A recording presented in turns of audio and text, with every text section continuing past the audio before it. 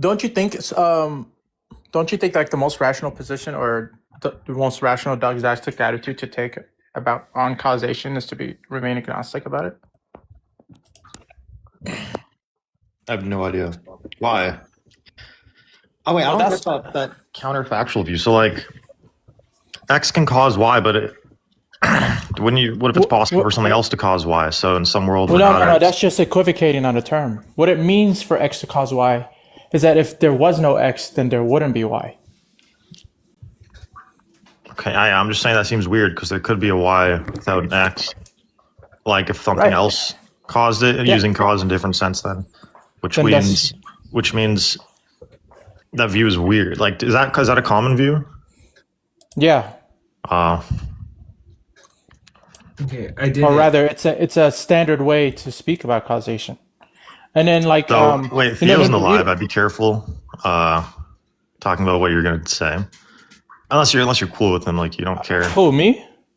Yeah. Yeah, for your upcoming debate. I don't care, bro. It's okay. What? Who's brown guy? What the But fuck? I have no idea. That's some OG guy right there.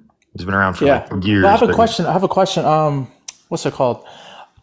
What's his name? William Lane Craig. He doesn't really even posit a theory of causation. Like he doesn't have a robust understanding of even what he means by cause. It's he's kind of like I think he's a quietist, or maybe a better word is he has a primitive notion of cause.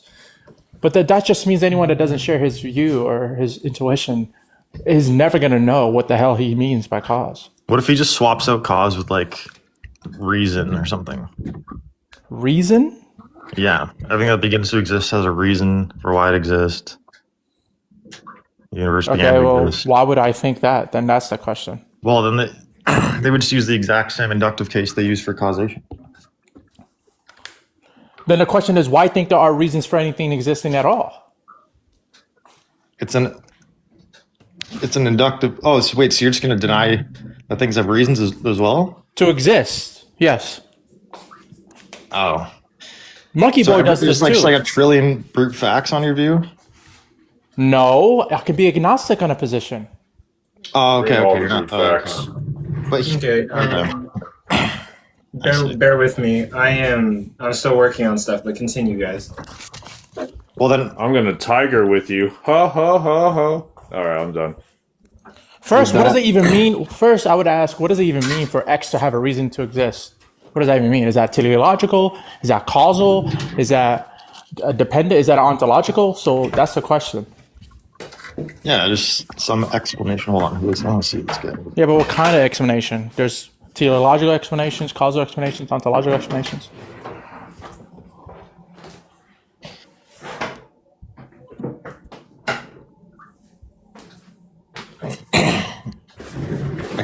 I can't DM you for some reason right now.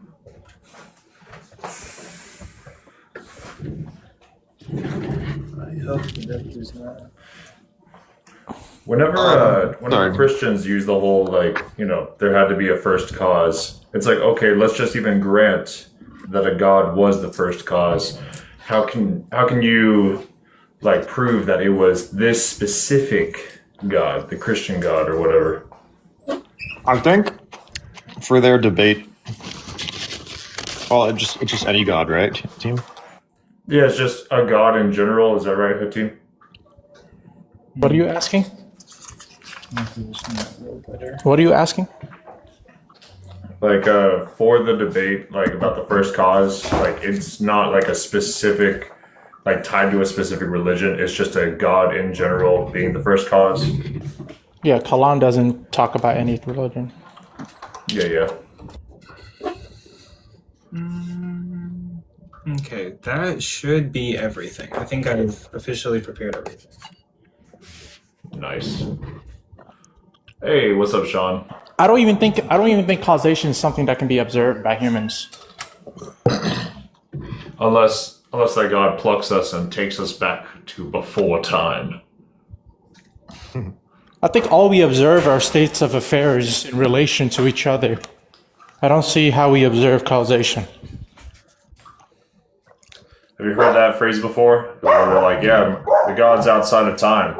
You know, before time started, that's when it created everything. It's like, how can there be a before time?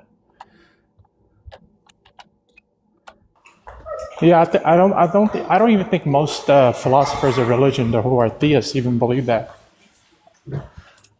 I've heard a couple, like just like a little handful, like trying to make that argument.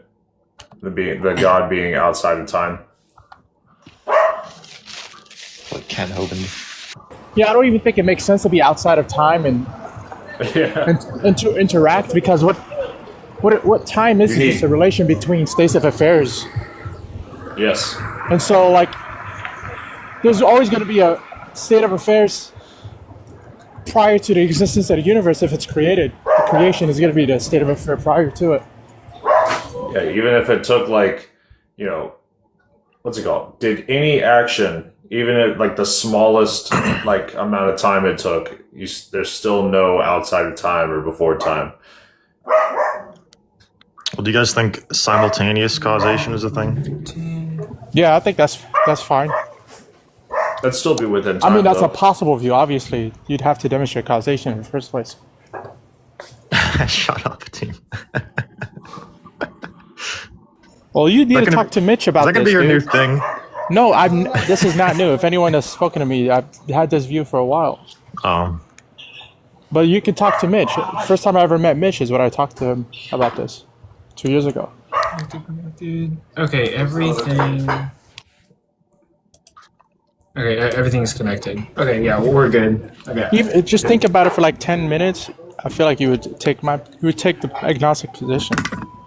And Coco, everything's always been connected, okay? Yeah. Don't be wrong, bro. Really quick, a quick announcement. Thank you guys for being here. If you're wondering like why I looked confused for like 30 minutes, I am setting up OBS Studio, and right now we are currently live on TikTok, Twitch, and YouTube. And I have one viewer on Twitch. Thank you for watching me off of Twitch. Love it. And yeah, so basically right now we're basically just talking and discussing the topic before an event that I'm having tonight, which is going to be Coco Mania 9. I host professional debates on TikTok, and I have two new coming debaters who are going to be debating over the topic, do women need men in our society? So right now we're just kind of talking about the topic and waiting for the event to happen tonight. And later on, I'm going to put on a suit and I'm going to be more professional. And yeah, I want to bring professional formatted debates to TikTok. If you're watching me on TikTok, please tap your screens, like the live, share with anybody who you think might be interested. If you're watching me on YouTube, share with anybody who you think might be interested. And if you're watching it on Twitch, I hope you like formal debates or learning about different topics like theology, philosophy, science, politics. That's what my channel is about. And yeah, share with anybody who you think might be interested. And yeah, we're good to go. Any tips from you guys on anything I should do? But yeah, we're killing it.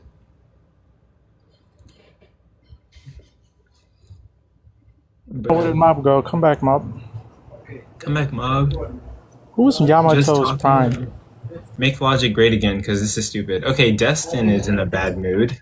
Somebody in the comments is in a bad mood. But yeah, if anyone has any questions about the prompt, feel free to come up and discuss with me. What does before time mean? I don't know. Different ways theistic. Oh well, people are commenting on your conversation. They really like what you guys were talking about, so that's a thing. But Coco, yeah, I'm here to tell you why you should believe that Jesus Christ wants a relationship with you. go ahead. Yeah, that's what we're here to talk about. Let's do it.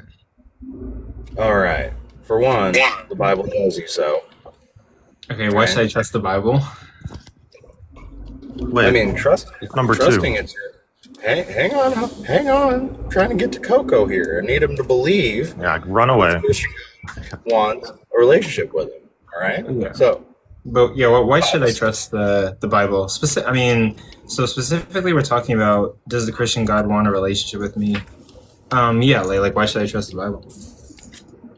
I didn't say you had to trust the Bible. I just said the Bible says that he does. So therefore, Okay. therefore, you can believe that he does. So the Okay, I Bible. mean, like, given that Here's I a don't really better have question. given that I don't really have anything that's like kind of like motivating me to like trust the Bible. Like, I don't really see any reason why I shouldn't. I mean, like, I have like variables. I have variables that would increase the probability of the Bible being untrustworthy. In regards to like gospels that are anonymous and like they weren't named until like 185 AD. Scientific errors I all grant. over the Bible. I grant it. I'll even grant you contradictions. That's fine. And yeah, I was even gonna say contradictions between authors and just geographical errors too. Yeah. Yeah, I don't believe the Bible's infallible. Well, here's the Written question. by men. But I The mean, question if that's isn't, the case, is the Bible then- fallible? That's not the question, because obviously you could be a theist and still think it is. The question is, why would we think that the controversial parts, like theism being true in the Bible, why would we think that that's more likely the case than not? I mean, that's just kind of jumping over, right? Ain't it? I mean, like, That's literally the most important part of the question, no? Oh, we're trying to figure out like why should we trust the Bible given that like it gets a lot of stuff wrong and it's not inerrant. well, I mean, ain't that just kind of pivoting away from believing it? Like, you can Well, I mean, believe no, it's just we're looking for something to God motivate. Theism- Like, we should trust it. Theism must be true in order for God to want a relationship with Coco. Right? True. So why think it's true versus Because it God's not true. being true? Yeah, I know, that's the conclusion. We're asking why I think that's true. We need to motivate the claim. I mean, there's no other reason to not. I mean, as it's demonstrated throughout history, the understanding of God is there, whether it's on a like micro or a macro understanding of it, but it's there. And we've just come to the true conclusion that Yahweh is the true God of the world. We know, true that's the creator of conclusion. everything. What Yeah, are the that's reasons? the true conclusion. What are the reasons given to think that's true? Yeah, like what are like what's the motivation? Like Like imagine I say, hey, x times 4 plus 3a equals 27, and you ask me, well, how do you know that's true? Like, what did you do? And I say, well, because it's true. Math over time, it tells us that this equation means 27. Notice how I didn't show you any of the work. I'm not showing you the steps how I got there for the answer to equal 27. The same way I'm asking you or with the math equation, I'm asking you in this problem as well. I'm asking you to show the steps and how you reach the conclusion to God being true, or God exists as being an actual phenomenon. Well, so we all can agree that God is real, and then we just have Why to would I agree with demonstrate- that? no, I mean, because we don't agree on that. You got to be trolling at this point. You He have to be is. trolling. He is. Yeah, we I thought don't we were agree all on that. theists here. Okay, We're all he's trolling. theists, aren't we? GG's. No. No, Let's I'm an go. agnostic. Oh, I had y'all. That was good. That was good. That was good. I mean, like I knew Just Talking was like an atheist, but I was like, let me see where this goes. I was like, no. You should have warned me. Yeah, you had Wait, me, you had Coco. me fooled there. Oh yeah, what's What's that? like? You've been studying the Bible a lot lately, haven't you?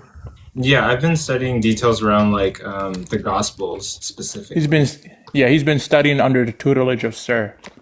Bro, Oh, I've have been you? taking a lot of what Sir's been saying, and then also just like studying even more into it. Yeah, I've been doing a lot of debates on like are the Gospels historically reliable? That's like my favorite thing to debate right now. Why do you? Okay, I love that topic. Why do you think they're not reliable? Okay. Yeah, let me grab my. I've taken so many notes, but they're in different docs. But okay, off the top of my head, Because without looking birth at it, narratives. I'll say what? The birth narratives. Yeah. So basically, Yeah. so in Matthew tells the tale about how like King Herod, right? He sends his soldiers to go unalive all the firstborns in Bethlehem, I think, right? And the issue with this is like this event is like unverifiable because Matthew is the only person that talks about it, and then like nobody else in history ever talks about it. None of the other Gospels, none of the books in the Bible, and you even have people who write about King Herod. Like I think I can't remember. There's two people who write about King Herod, and they do like autobiographies of King Herod's life, and they don't mention anything about like a great massacring of infants during that time. So nobody in history talks about it except for Matthew.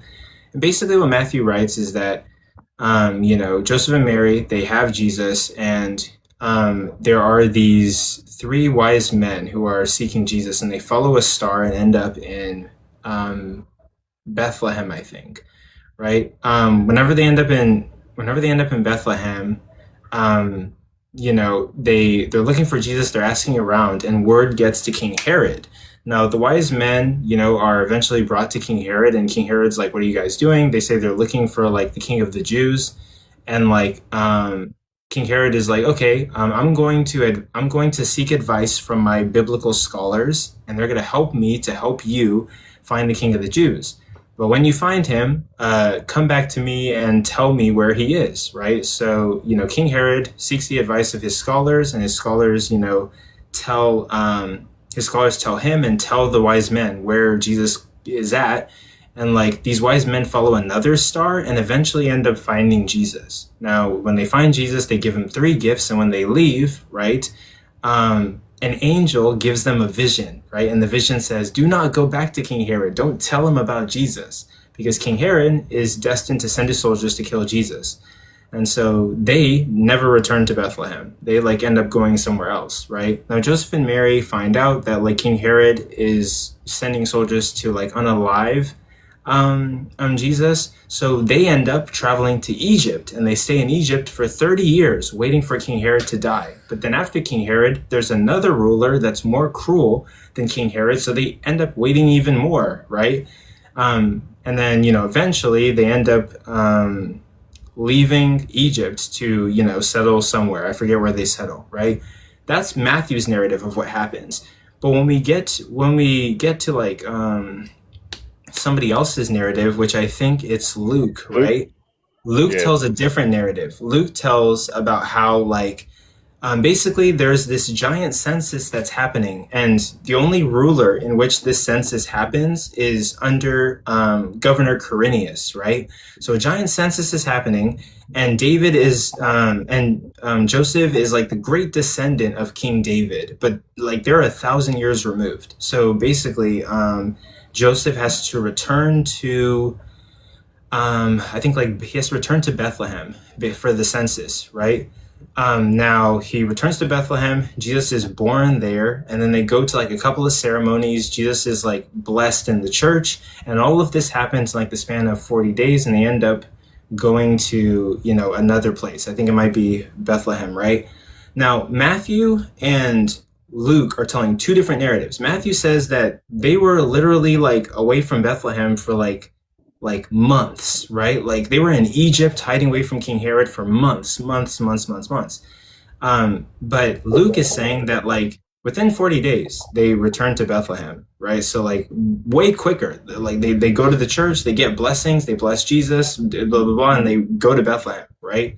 Or they, so Luke is telling a shorter narrative. They traveled here and went to Bethlehem. 40 days was all done. Well, Matthew is saying like it took months for them to like get to Bethlehem, because they're like waiting for King Herod to die and waiting for the ruler after him to die, and then avoiding King Herod sending soldiers to like unalive the infants. So the birth narratives just don't really line up date-wise. They're both telling 2 different like time periods in regards to like Jesus being born. And all of this I learned by watching Bart Ehrman debate somebody on are the Gospels historically reliable? And I took notes on Bart Ehrman's research. Bart Ehrman is leading biblical scholar on the topic of are the Gospels historically reliable? Yeah, and also Coco, if you Google, which we can only take it as a grain of salt. Of course, I do as much research on this, but if I'm correct, I believe that the time of King Herod ruling and the time of Cornelius, I'm totally murdering that name, being governor of Syria is about like 8 to 10 years apart. I definitely fact check me on that. 10 years? So you already know.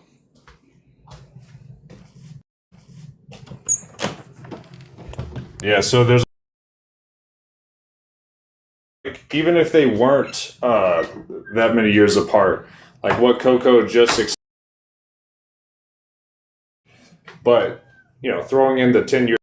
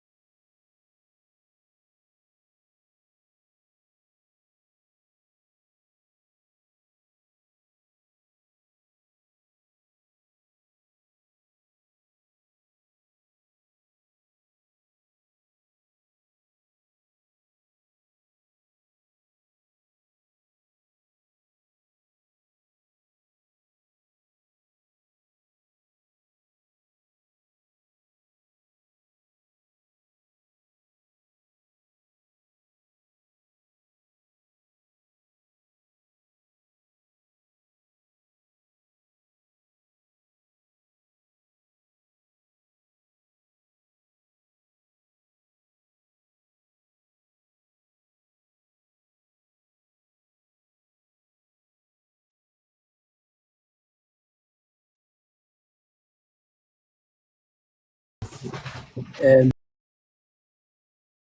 Aquarian, and that it would have referred to that. It would have referred to that census because at that same time, I think there was a revolt, a Judas revolt, or something like that. So there's actually a somewhat reasonable answer to that, depending on the interpretation of the Greek word.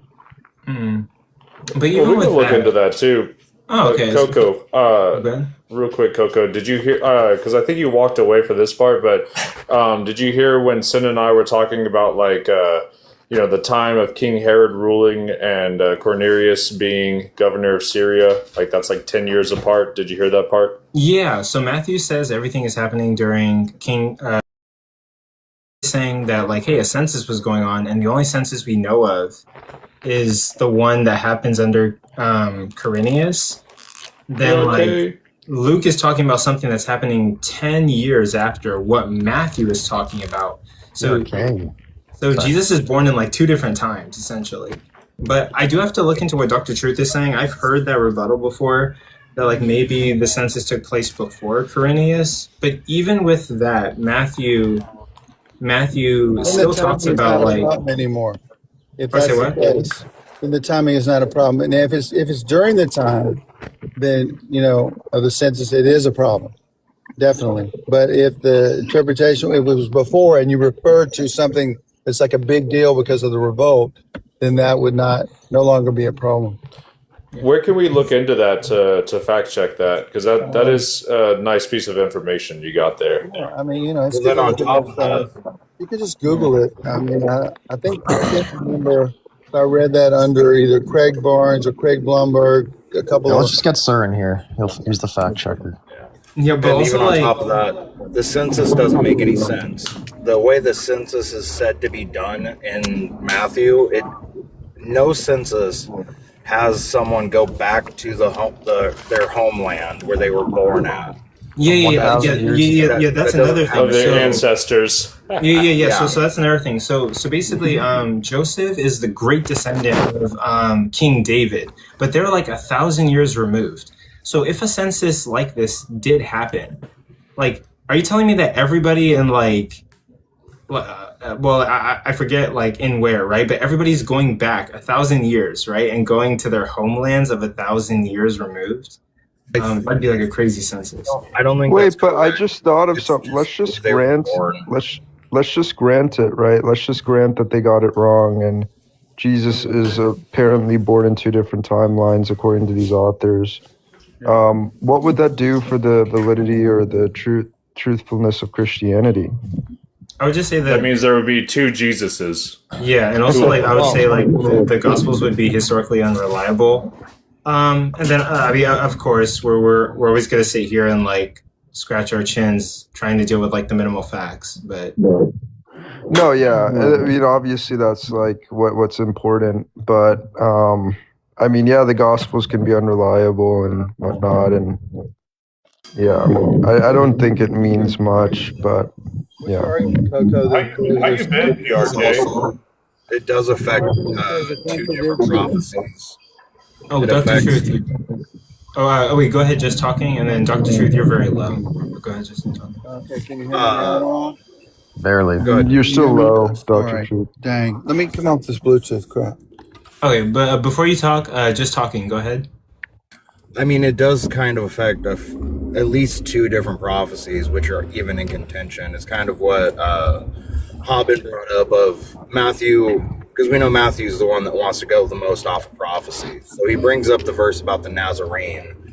So that kind of screws up that prophecy. And then also, if the prophecy isn't correct for Jesus being born in Bethlehem, that messes a bunch of stuff up. But it's still Yes, irrelevant. and the virgin birth narrative, that in Matthew 123, that's also not well done from Matthew because it's not what it actually says.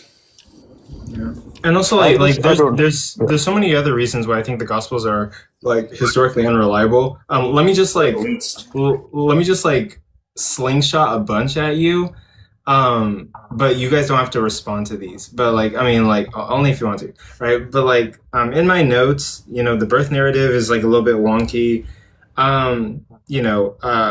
When does the curtain tower rip? Before or after Jesus died, right? So Mark is going to say after. Luke and Matthew are going to say before. And then like other things are going to be like, we can't verify that King Herod sent these soldiers to like unalive people. Other things are going to be like, well, I mean, the Gospels are like anonymous. And then also like the Gospels are just like adding a bunch of miracles, right? Like we don't hear about Lazarus getting raised from the dead until John, and John is like the last gospel. None of the other gospels talk about it. Matthew also talks about like an eclipse happening and people raising from the dead and walking around shaking hands with people, but like nobody in history literally documents people raising out of the graves and shaking anyone's hands. And then also like one argument that Sir uses that I borrowed is like, when do the appearances start, right? So So Matthew and Luke talk about how like they're supposed to go to Galilee, and that's where they're going to meet Jesus, right? Matthew and Luke, Matthew and Luke talk about that, right? But when we look at another gospel, hold on. Actually, wait, hold on. No, Mark and Matthew say that they're gonna go to Galilee to meet up with Jesus, right? But Luke talks about how like the appearances start in Jerusalem. Luke talks about how like on the road to Emmaus, right? They meet Jesus on the road and they're ecstatic and they're excited. Then when they go back to tell the others, they find Jesus in the room with the other disciples, and this is all happening in Jerusalem. But Mark and Matthew are saying that they didn't meet Jesus until they traveled all the way to Galilee. So No, he said I go don't to think Galilee, it's- didn't he, Coco? Didn't he say go to Galilee and you'll see him? Does it Yeah. say? Yeah, so- hold on. Does it say in Mark that he would not be in Jerusalem? Yeah. So Mark chapter Does it? 16. So Mark Where chapter does it say that? 16. Yeah. So Mark chapter 16 verse 7 says, "An angel tells the women at the tomb that Jesus will meet them and the disciples in Galilee." And then Mark chapter 14, 27 through 28, Mark writes about how Jesus predicts that they will scatter and he will meet them up in. That's in the whole other thing. Matthew says that they go to Galilee and that's when they meet Jesus. So Matthew chapter 28 verse 10 says Jesus tells the women to tell the disciples they will meet in Galilee. The disciples go to Galilee and meet Jesus in Matthew chapter 28 verse 16 through 17.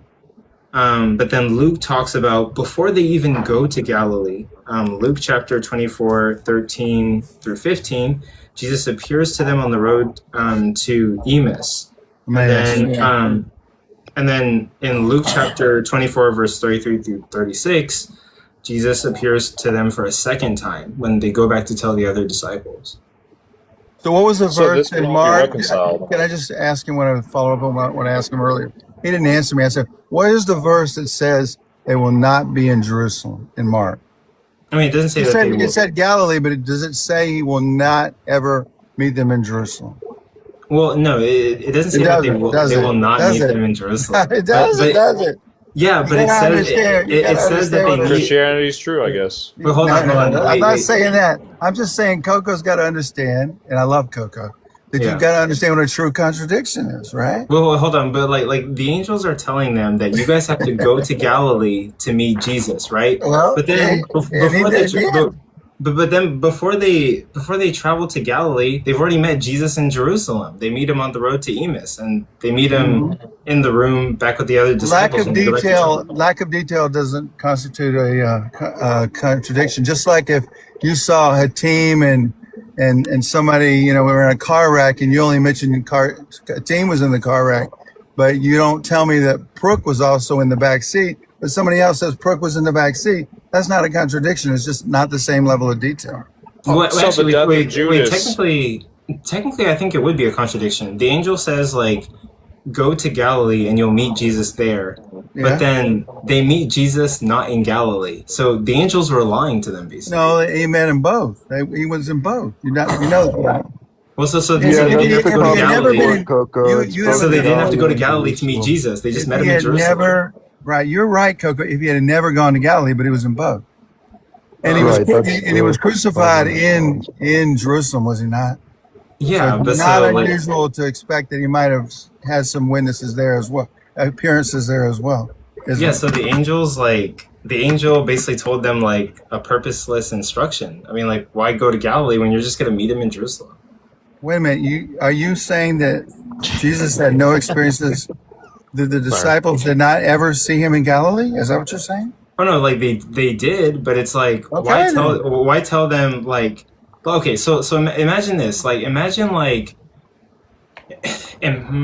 imagine I come up to you and tell you like in order to meet your friend, you will meet him in Arkansas, right? And you're like in Tennessee. Yeah. And before you leave to Arkansas, you meet your friend in Tennessee. So like you're sitting there wondering like, wait, why'd you tell me to go to Arkansas? I was gonna meet him in Tennessee anyway. He's here. Like so like there was no point for that instruction, and it kind of is a contradiction. Like I'm telling you, like it's not a contradiction.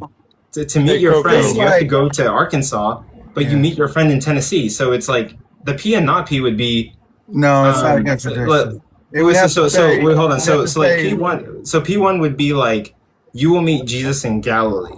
P2 is you don't have to go to Galilee to meet Jesus. You meet him in Jerusalem instead. You're trying to run it. You're trying to run a deductive argument with that. It's just not working.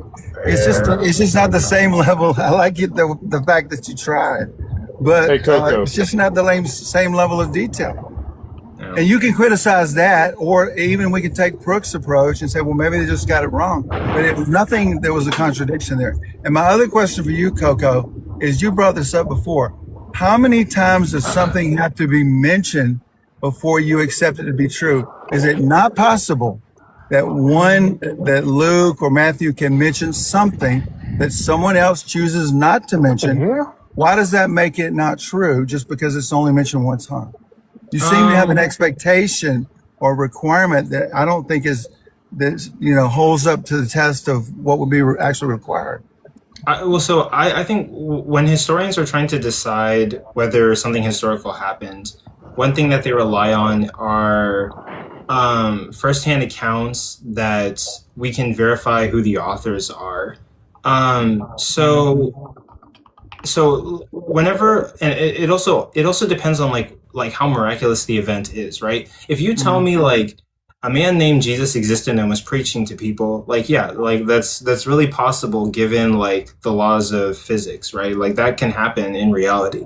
But then if you tell me that like King Herod sent his soldiers to unalive all the firstborns, and the only person during that time who wrote about it was Matthew, we have nobody else. Even like, hold on, like let me look at my notes. You have Tacitus writing about King Herod's entire life.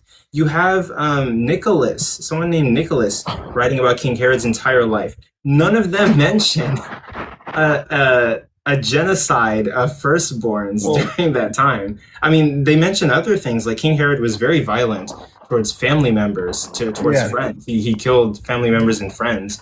But like, none of them mention one of the biggest like onslaughts of youngborns.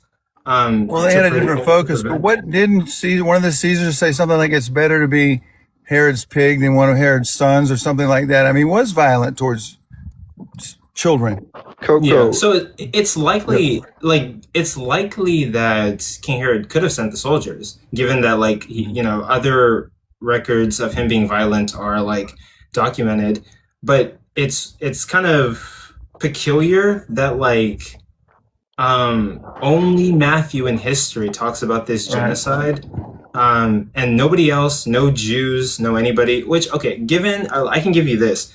A lot of people were like illiterate. Only the rich could read and write and had access to paper. Yeah. But it's just very peculiar that only one person in history recalls this mass. What I like about this approach, which is the same approach Bart Ehrman uses, he basically says there's a bunch of inconsistencies in all of this stuff, and that's why like you shouldn't be a Christian or something. Like he seems to imply that. I just don't get it, because even if the Gospels were historically unreliable, is that what's keeping you from Christianity? The reliability of the Gospels? Are you real? Not really. I'm still trying to investigate whether Jesus rose from the dead. But before anyone else answers, or actually, go ahead and respond, and then just Star will go, and then Haben will go. Yeah, I was just gonna say, like, if we're talking about the reliability of the Gospels, like, okay, sure, that's an attack at fundamentalist Christianity, but it's no way a good reason to not be a Christian because the Gospels are unreliable. That's just based on our talks, Coco, that just doesn't work, right? Yeah, you can't just say the Gospels are unreliable, and that's a good reason not to be a Christian. Yeah, like even if we, I'll say something, and then just Star will go, and then Haben will go, and then anyone else. Yeah. Even if we prove that the Gospels are like horribly unreliable, Bart Ehrman's position is not that we can get nothing from the Gospels. He actually admits that like there is some historical data we get from the Gospels, but his argument is that we get more wrong than we get right from what the Gospels are saying. And so, yeah, we still have to deal with like the minimal facts. The Gospels give us things like Jesus. Well, I'm not sure if Jesus was buried in a tomb, just because Joseph of Arimathea, like paying for the tomb or having a tomb and then like requesting Jesus's body, This is like really peculiar. The Romans don't usually do that. They just put people in group tombs. Doesn't that meet your You should requirement? look at Coco? Dale It mean- Allison's Doesn't it work meet on your this. hold on? Doesn't it meet your requirement is mentioned in 2 or 3 places? Well, hold Not on. just Before I once. end, but even wait, though even though one time raises a probability, and maybe you might not think it's absolutely reliable, it doesn't mean it's not reliable just because it's mentioned once. But it's mentioned 2 or 3 times, and it's at the station. And now we have Sir joining the party. wait, Yeah, wait, and go is it a ahead, just miraculous start. claim? Yo, Hold on, just start. Go ahead. Hey, yo, what's up? What's going on? I'm really curious to see how this contradiction that is indeed a contradiction be reconciled. Are you ready? Go Dr. ahead. Truth, are you ready, Wait, Dr. Sir's here. Oh, okay. Hold on. Go ahead. Well, but I I think was that just gonna. silence as a yes. When we were talking No, about of the course. What are you multiple. talking about? Yo, I'm Right. talking about the death Oh my God. of Judas. Oh, okay. Ooh, that's a good contradiction. No, there are harmonizations to that, but go ahead. Well, hold on, Oh, yeah, wait, no, before I you go, mean, before you you go, have This is to. the oldest one in the book. Wait, It's wait, not a hold gotta on, hold on, hold on. interpolate it. Wait. Before you go, everyone on the panel, have you ever heard a story of somebody being hanged, and when you cut the rope, Yeah, they what up, fell everybody? headlong first? Yeah, Has when it was anyone when ever it, heard that? Headlong doesn't mean during a like tornado. face During a tornado? first. Yeah, man, had Headlong to, doesn't like, mean swoop face your first. the Entire body argument up is and headlong is your entire argument is based on that one word. Well, no, but also like nope. Who also bought the field as well too? yeah. But go ahead, Justaro. I'm gonna put on a shirt. I'll be back. I can hear you guys. Sorry, sir. I Okay. guess we're done with that Galilee thing. Yeah, I wanted to ask about the tomb stuff because I don't know if we can talk about the Judas thing if you guys want, but Dr. Truth made an interesting statement that the empty tomb is multiply attested. Do you think that's Herman's position? No, I didn't. Well, no, he's talking I about said Coco. I said Arimathea. But talking about that's what I was Coco. referring Do to. you think Joseph of Arimathea is multiply attested? Yeah, there's 2 or Wait, 3 gospels. Coco? Yeah, I'm pretty sure. That's not what multiple attestation means. Multiple attestation means it's mission. Well, that's what Actually- Ehrman thinks multiple No, attestation. no, is. And Herman, why is no, Herman anybody's expert at all? no. Multiple attestation, according to Ehrman, is that it's mentioned in multiple sources, not multiple gospels.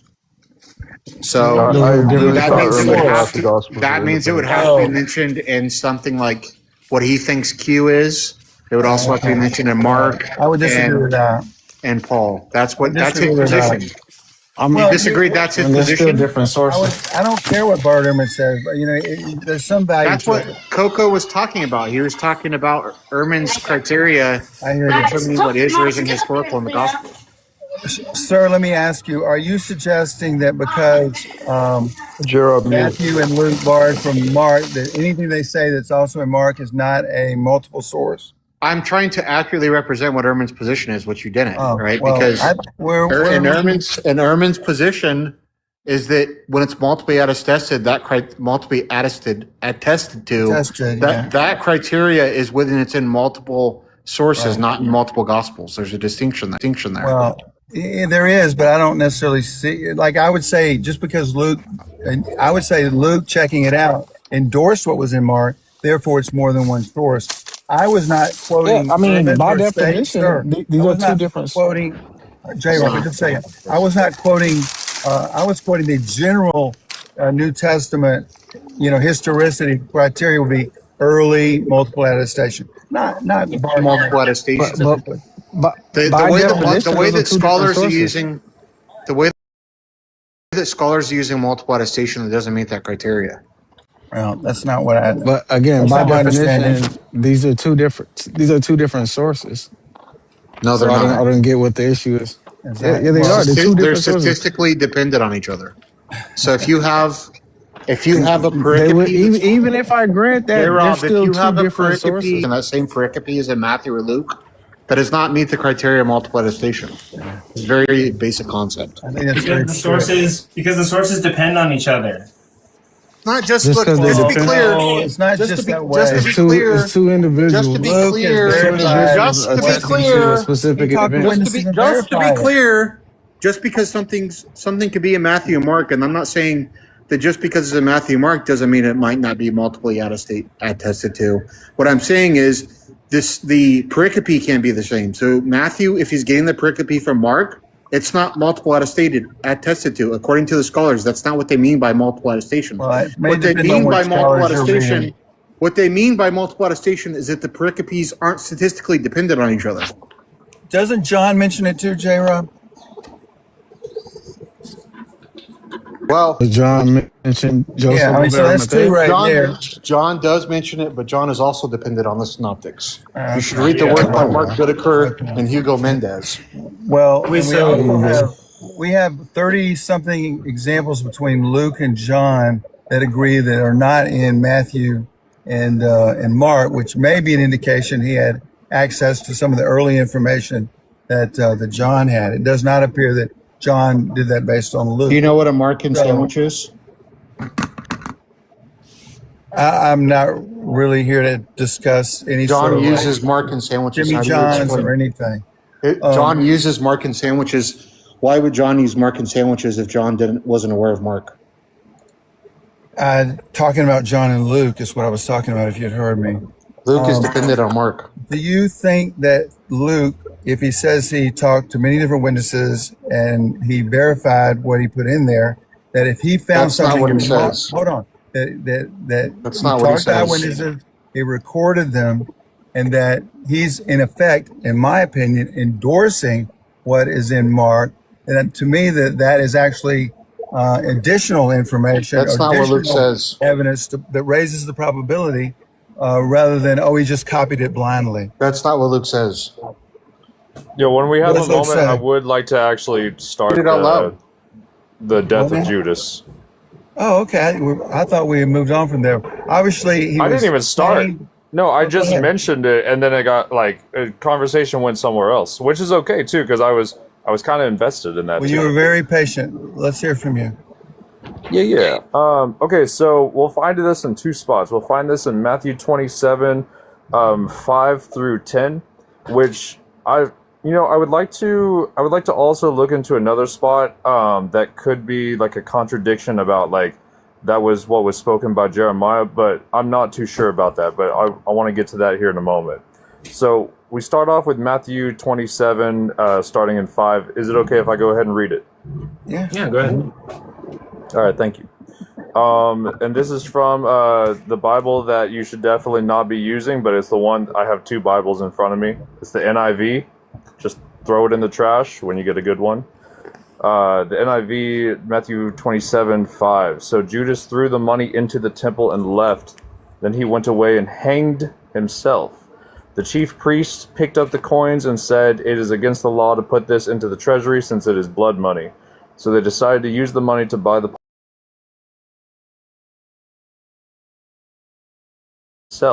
treasury since it is blood money. So they decided to use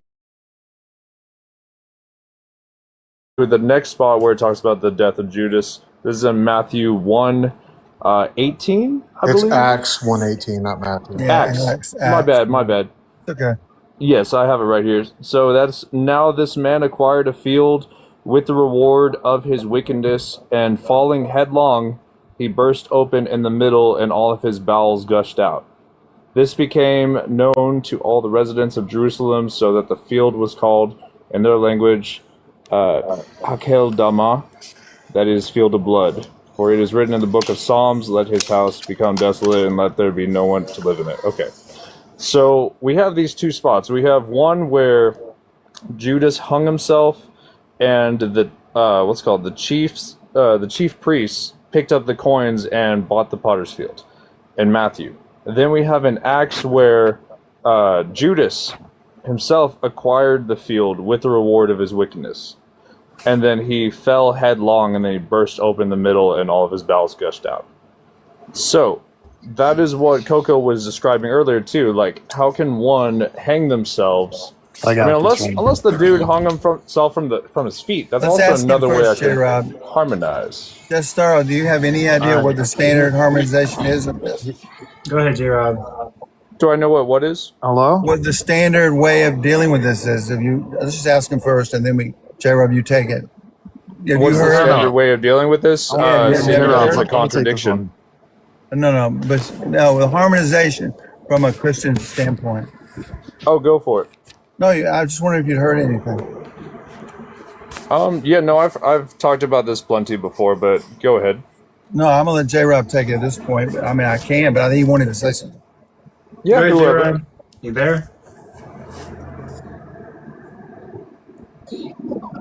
Oh, my fault. I'm trying to do something. Here, I'll try. You can Just take it one. This was actually. for Okay, you can go ahead, Gerard. Go ahead. Someone take it. What the fuck? This is like Somebody take it, please. this is like J-Rob, one you of the got it? He didn't want it. You want it, J Rob? Hey, I this got is it. one of You the got it? primary I got it. contradictions. Yeah, I mean, I can get it.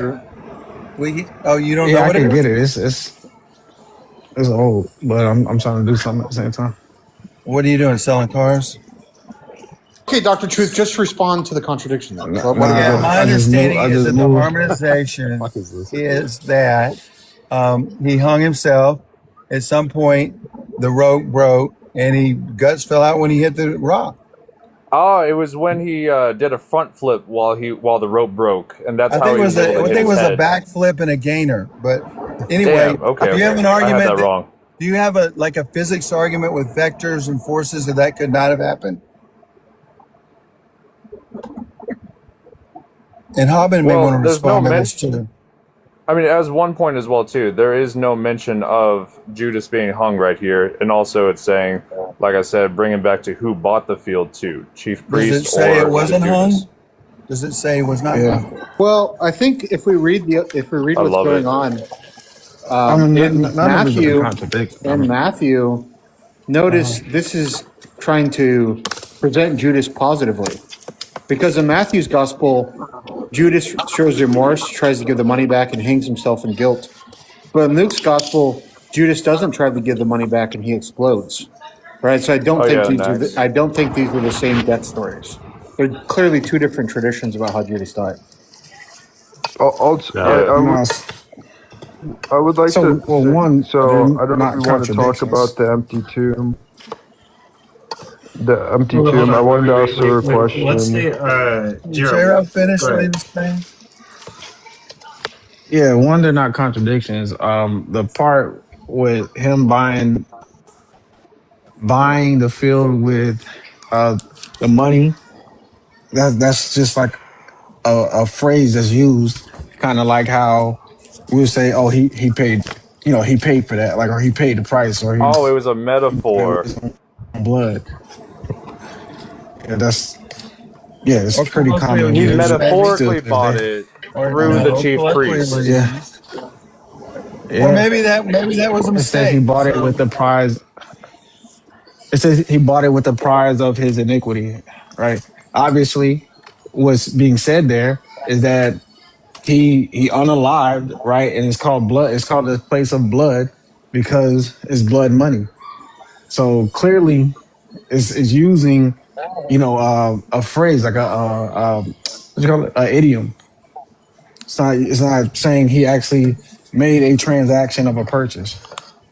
It only happened because And then of the what he other did. part where it said, right. The other part, falling headlong doesn't mean like he fell face forward. If you go to the Greek, it means like aimlessly or something like that. Like it's That's just not falling true. aimlessly. That's not true. I know it's Okay, apologetic, but I got you. Hold on, I know I got you. I Hold know on. Ehrman says otherwise, but Here we I go. don't know. Gerald's going to pull up an interlinear as if that But tells us what the Greek sir, says. so Jesus' burial, really quickly. I know we can get back to this, but Jesus' burial by Joseph of Arimathea. You think it's probably likely that Joseph of Arimathea is probably invented, right? Yeah, I think the whole burial story probably is, but But I'm Joseph not of I'm not Arimathea in super specific is confident on invented. that, but I think that's probably the case. Okay, and why would you say that that's probably the case? Well, it's not typical for these kind of people to get buried, and it kind of seems like the kind of thing that would be invented to get to an empty tomb story, because Mark wants to portray the idea that Jesus had ascended to heaven. But this would be like a member of the Sanhedrin or something, or Jewish ruling council. Yeah, he right? was, and that's why some people think it would be Why would they unlikely to make invent? that Why up. would they say this person is the one? Yeah, why would they say this person buried Jesus? Of anybody, right? I think that they had other options on who could have buried Jesus, but they're saying the people that condemned Jesus, Because if a he was member of the buried, it people would who have to condemned be. Jesus buried him. They would have to grant him a burial, right? It's not like But it's not like if he was crucified, the family could just go and put him in a tomb. He was a criminal. well, I think Sir is making a good point about that you could go ask to have him buried, but most people didn't have the clout or the status to go ask. So I think Sir's trying to say they brought up Arimathea to have that clout to go get it done because most people didn't have the status to get that done. It was allowed, of Arimathea course. is like an obscure Now, place, though. I mean, it's like, right now, but if other people have said, well, you're not going to make up. That's so hard to believe that you had a secret disciple on the Sanhedrin. But then again, how can you prove that it wasn't? So They don't all say it's he in just. multiple places. They don't all say he's a secret that's a disciple. weird character to invent. That's all I'm saying. I mean, for Yeah. these purposes, they could have done Right. something else. I mean, this is just strange. What's strange about This it? is strange. Joseph of Arimathea, this guy who's part of this council in this place that nobody knows, somehow is invented by these Christians who are saying that there's a secret disciple in the Jewish And ruling, like she's secret follower, like they people would I write know. stories and invent kings and all kinds of stuff. What's the big deal? Because that's I when just you could don't see go how it's check more out likely. very easily too. You could check it out. So why not make up something Who's else? caring to check it out? They're not writing to. They're And writing to then- other literary elites. Do you think the literary then- elites Wait. care if the story's true or not? Wait, sir, isn't Joseph Arimathea? Isn't he mentioned in Mark? Yeah. Yeah, he's mentioned in Mark. Huh? Yeah. Mark, Yes. Luke, and John. I think. Okay, and I remember having a conversation with you about Mark when he refers to an individual or two individuals who said, like, instead of saying son of, Yeah. they Rudis said and Joseph, brother of. Rudis and Alexander. Yeah, Who was it? Yeah, that's Simon and Cyrene kids. Why would you mention the detail if it was just made up? Yeah. Right. What does that have to do with what we're Right. talking about? Yeah, because That's it a has lot a lot of to do with Mark it. to me. Because the information. All right, you're saying that they couldn't verify it. Well, it seems like he's writing as if they can. So you're going Yes. to take this one verse where he mentions Simon in relation to his two sons, and somehow that means he's doing that so people can verify it. I've heard you say that, sir, that it actually lends some credibility to the text because he I did think that. I think it's the strongest, one of the strongest pieces of evidence someone could point to that Mark had access to eyewitnesses, but I don't think it's a strong case to make. We need to clip that quote from. Wait, Sir right I there. got a point though, really quickly. So in Mark, it says that Joseph of Arimathea is a respected member of the council, right? This is the Sanhedrin, same yeah. council that condemned Does it Jesus, say like he's I a was just saying. disciple in Mark? I'd have to go reread it, but he's saying he's a Doesn't. respected member of the council. Doesn't. Right. So Yeah. So, but he's saying he's a respected member, right? And he's Well, part of the Dr. same Truth people said that said condemned he's a Jesus. disciple. It doesn't. I don't think it says that thought until Matthew or John, one of the two. In Well, I Mark, mean, it for says him he's a to respected member of the council. offer up his tomb and get with Nicodemus and bury him and go through all that and request I don't think that. you can say that Why word, would Dr. he? Truth. Why would I don't he think you do can say that? that. Why would he do that? Nico, what? You It missed. doesn't say. It's just- It doesn't say he's a disciple in the text, though. Do we agree there? I'd have to look at Yeah, it. it doesn't say. It doesn't say. I'll agree Well, I there, would say but it's a logical inference, though, wouldn't you, sir? With everything, all the trouble he went through. yeah, it What would it be a said- logical inference. Yeah. What it says was that he's looking for the kingdom of God. That doesn't mean he's a disciple. Either Yo, way, he J-Rob. was a Well, respected either- member of the council, according to Mark. Why does that matter? That he's a J-Rob? respected member of the Why council. would What's why the would point? Christians call a person who is a part of the Jewish ruling class that condemned Jesus a respected member? Who said it's a Christian that said this? It's a good question, Pruitt. Wait, but really quick. Wasn't J Rob looking um, up the Greek meaning of You guys headlong? realize Like, that there's no reason to think these gospels are written by quote unquote Christians, right? Yeah, but really quick, pause right here. Let me make a quick announcement. There's 20 people on the live stream. Thank you guys for being here. In about 17 minutes, we're going to be doing Coco Mania 9. Wait, hold on. And oh my god. In 17 minutes, we're going to be doing Coco Mania 9, KG versus the World, the pre-show. This is supposed to be the pre-debate before the debate that happens on Saturday, which is going to feature KG members potentially and other debates. I have one debate locked in for that day, which is going to be no degree required versus Senron, the god, on does the God of the Bible condemn slavery or the owning of human property? Coco, who's counting these? I mean, I feel like we've went through Coco Mania 9 like 10 times now. No, we haven't gotten to Coco Mania 9, but we have got to like Day of Debates 11. This is a new series. Okay, I see. Yeah, but yeah, today we're going to be having a debate where it's going to be, do women need men in our society? And it's going to be Jasmine versus HD2. Yo, J-Rob, weren't you going to look up the Greek term for headlong? Oh, sorry. They requested to debate on my channel. No, you're totally good. We will get back to that. But yeah, these two individuals requested to debate on my channel. That formal debate will be happening in 15 minutes from now. But if you guys could tap your screens, like the live, share with anybody who you think might be interested, and comment below who you think is going to win. The winner today will be determined by audience vote, but future debates will be determined by judges' vote. So, but yeah, continue. Guys. Wait, but sir, I got something to say. If Mark was just inventing the story, right? Even then, if he's making up a story, that wouldn't make sense to say in your story that a person who's a part of the group that condemned Jesus is burying him, right? Even if you're making a story and you're at the liberty to write anything. Well, actually, it does make sense from Mark's perspective because Mark does a thing often in the text where the outsiders get what's going on, but the insiders don't. That's why the centurion's the first that proclaims who Jesus is. The other people kind of miss the point. So it does make sense for someone on the outside.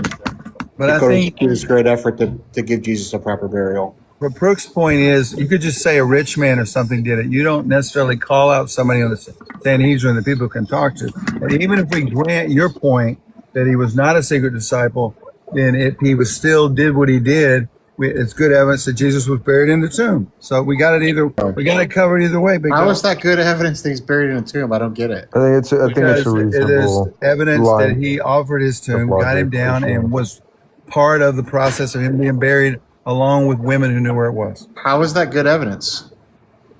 Because it raises the probability that it happened. Well, that means it's evidence. That doesn't mean it's good evidence. Well, I think it's good evidence because it's recorded in more than one place. Yeah, to use Coco's. They're all getting the story from the same place. That's just why it doesn't meet the criteria of multiple attestation. I've already okay. Well, you're really hanging your entire belief on something that I don't think is reliable because I don't even do the multiple attestation thing. That's an Ehrman thing. But even using Ehrman's methodology and the methodology of the other critical scholars that use that criterion, it doesn't meet the criterion you're talking about. So I don't know why you keep bringing it up. Bart Ehrman's fine.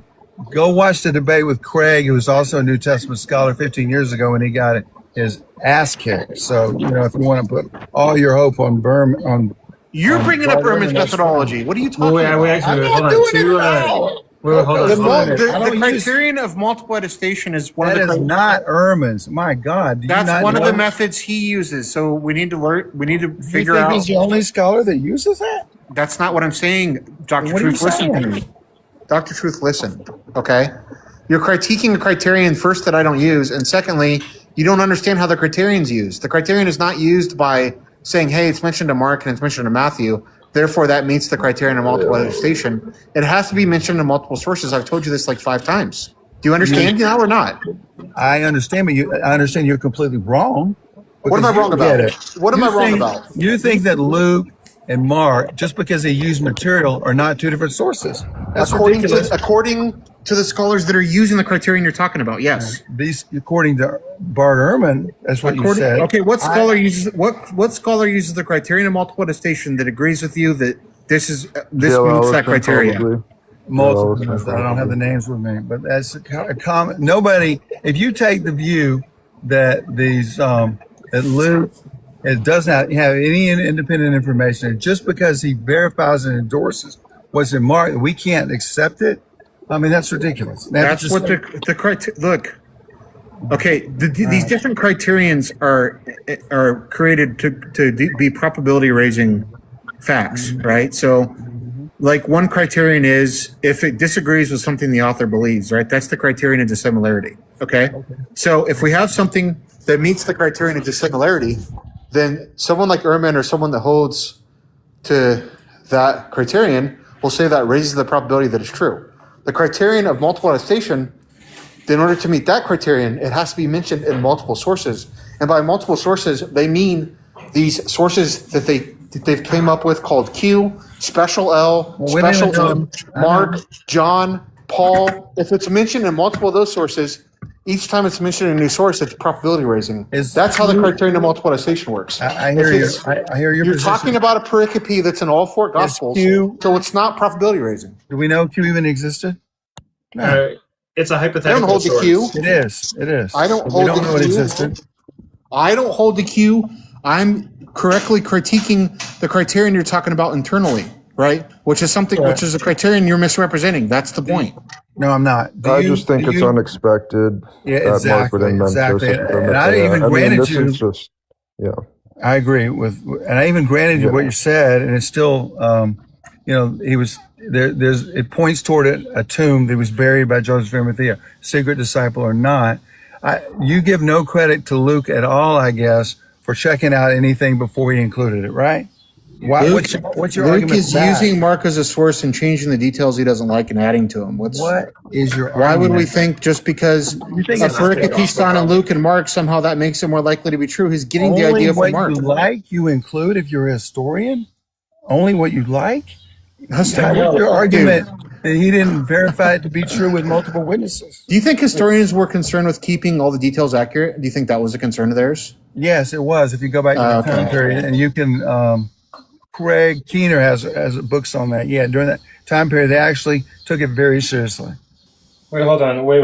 Let Do you me know jump that in. Like when we look at the Gospels, their concern was not recording all the details because the Gospels literally differ on the details.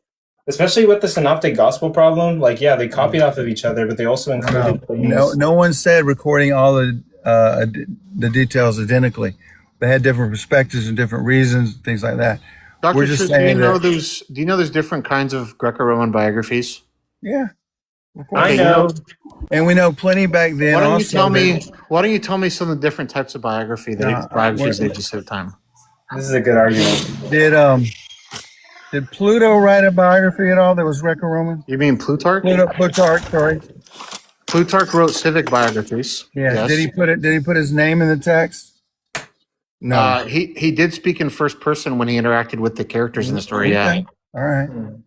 Just pointing that out for those that may have thought But that Plutarch is not writing the same kind of biography that You the don't have to gospel have your writers name are. in the text. It's happened all the time. Plutarch isn't writing the same kind of biography that the gospel. Plutarch Just so isn't you know. writing the same kind of so you know. biography. Just I never said that they had to put their name in the text. I never said that. Is one of the The debates author later of going to be Luke the Judas and how he died? The author of Luke Why are we Acts moving is- on to a new topic? We're talking about the historical recording of antiquity. Okay, I don't know why you're trying to move on to other stuff. The point is I'm not that moving on to anything. these kind of texts that were written down were not always to preserve accurate details. Now, if you're looking at things like civic biographies, that was more of a concern in those kind of biographies. But the Gospels are clearly not that kind of biography. They're the kind of biography where they take some person who we have a low expectation for them to subvert expectations, Yeah. and they subvert expectations by tricking people that are of a higher social class. This is not the kind of stuff we see in civic biographies. So you This is the believe kind of that stuff we see in fictional novels. you believe the sources were trying to trick people? Or no, they were describing someone tricking somebody. No, I'm so, talking about Jesus Jesus was tricking people. Are you familiar with? Jesus was constantly tricking people or defying previous teachings. Jesus This is was not- tricking people. Can you clarify? Yeah, so one example is when he questions the Pharisees, right? When he questions them about how to interpret the scriptures, right? He questions them knowing they're going to get the answer wrong. They were trying And to then he trick kind of- him about divorce. Then and he kind of child one-ups them in right? front of everybody. That's Yeah, like he tricking did. them. And they deserve that because they were going Or through the when he motions gets, and or whatnot. when he gets executed, when it's all kind of part of the plan. But I Right? don't That's have like any tricking them. examples of him tricking like good people. I just gave you I have examples. no example. Well, the Pharisees were not necessarily good people. We know this. But good people. I said the of a higher professor. social class. What's the professor at Duke's name that's an expert on Acts? Do you know? I don't know who you're Brett talking about. Keener. Greg Keener, and he's read all these biographies, Greco-Roman, Greek, Craig all over Keener's the kind of place, a and Craig he Keener's says kind of a goofball. there is a attitude that they take it very seriously that they're recording history. And he opens up his quote unquote academic work with prayers. Right? Should we listen to what he has to say? Seems pretty biased. Oh, really? The Supreme Court opens up with a prayer. Does that mean it's biased? Good point. That's a Well, good if they're trying to argue for Christianity, yeah. Okay. Well, sir, I love you, man, and you're a smart dude, but you come at certain fundamental assumptions that drive your conclusions, like about the sources, about what they're trying to do, and that's fine. God bless you, man. Look, but I am right that the way that the critical scholars are using the criterion of multiple attestation is something that you're misrepresenting, right? Because when they're talking about the criterion of multiple attestation, they don't just mean it's mentioned in Mark and Matthew. They mean it's mentioned in sources that are independent of each other. So something like Mark and Q or Mark and Special M or something like that. That's what they mean. Well, so if Joseph of Arimathea you're trying to say is John is not independent of the synoptic. I don't think he is, no. Okay. Well, then basically your position is the entire New Testament is one source. And that just doesn't, that's not I never said that. Well, the Gospels and all the four Gospels are. No, according to you. there's stuff in John that's independent of there's stuff in John that's independent of the other Gospels. There's stuff in Matthew and Luke that's independent of Mark. Yeah. I don't know that I agree with you, but I'll back up and just say in more than one Gospel, there we have the mention of Joseph of Arimathea. And with what Prook said, why in the heck would you ever pick somebody Joseph of Arimathea? Even if is there he's somewhere not a where it Christian. mentions Joseph of Arimathea and it's like an independent pericope from the other Gospels? Because the only time I think Joseph of Arimathea is mentioned is in the burial stuff. They don't mention him randomly elsewhere, right? No. Okay, so then it doesn't meet the criterion of multiple attestation. I'm sorry, it just doesn't. I would say really quick, guys. Well, let's come to a quick pause right here. I do want to say in 4 minutes we are going to be starting Coco Mania 9. Do women need men in our society? Jasmine versus HD2, who is currently here in the room. So just letting you guys know. And then I wanted to answer a comment. Katarina said, hey, I'm new to the community. Welcome. A lot of us study the Gospels, study theology, study science. Some of us are atheists, some of us are Christians. Welcome to the debates that are happening on TikTok over these subjects that we all deeply research into and love. But yeah, tonight we're going to be hosting a debate event. It's going to be the warm-up to a debate event that's happening on Saturday, which is going to be a few debates involving the KG crew, the Knowledge Gap crew created by OG Kylo versus other opponents. Don't forget it's godfathered by me. Yeah, and yeah, Hatim, honestly, Hatim might be a judge on, well, I don't know. Hatim is involved in there. But thank you guys for being here. If you can, tap your screens, like the live, share with anybody who you think might be interested so we can get more people in here. We have 27 people in here, and this debate is going to be starting in 3 minutes. I will kick everybody off the panel except for the debaters when it starts, but yeah, continue, guys. Yeah, I want to interject really quick, just to something Sir said, but like Luke and John do use first person language. Like Luke 1:1-4, it seemed good to me when he's talking about, how he's compiling, all the accounts. Yeah. John uses first person language. Yeah. And then maybe even to the point, like Bart Ehrman makes a good point about why, even if you include Matthew and Mark, he kind of sums it up as this is just the type of genre. And this is sort of a quote from him. He says, the historical books of the Hebrew Bible, things like Joshua, Judges, 1st and 2nd Samuel, they're anonymous, and they're telling the history of the people of God, not based on the authority of the author, but as a holy narrative of how God worked among his people. The names of the authors are unimportant and irrelevant in this kind of sacred history. Mark continues the sacred history and, like his predecessors, tells his story anonymously. Matthew and Luke and even John do it in their own ways, and also as a result tell their sacred history in the person of Jesus anonymously, and he says, I don't think it's Well, surprising at all that they did not reveal their I don't names. think you're understanding the point. I don't know what part you heard me say, but the point that I was raising is that it's not typical in these kind of Greco-Roman biographies when the character that's writing it interacts with someone in the story that they don't speak in first person. That doesn't mean that people can't speak in first person when they're not the character. Okay, to lend credibility to the source. But it's not typical of the person in the story to not speak in first person when they interact. Now, with Matthew, we have that specific example where Matthew's recruited. He's getting the story from Mark.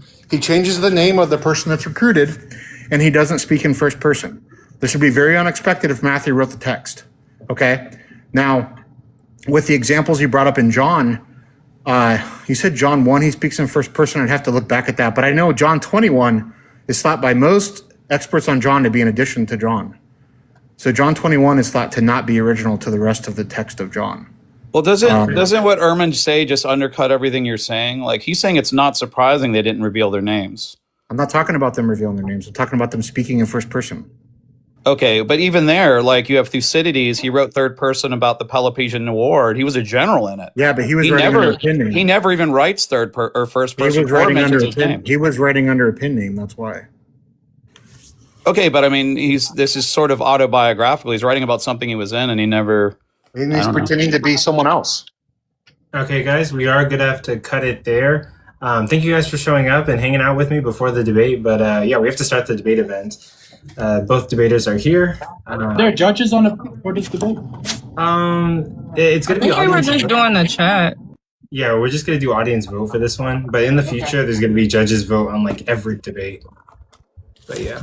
Cool. All right. But yeah, I will see you guys later. I'm going to kick everybody except for the debaters. So nobody be mad at me. Sorry, I got to get started. And then I'll move you guys up here. Let's see, switch spot. But how are you both feeling? You both feeling good? Good. Yeah, how's it going, bro?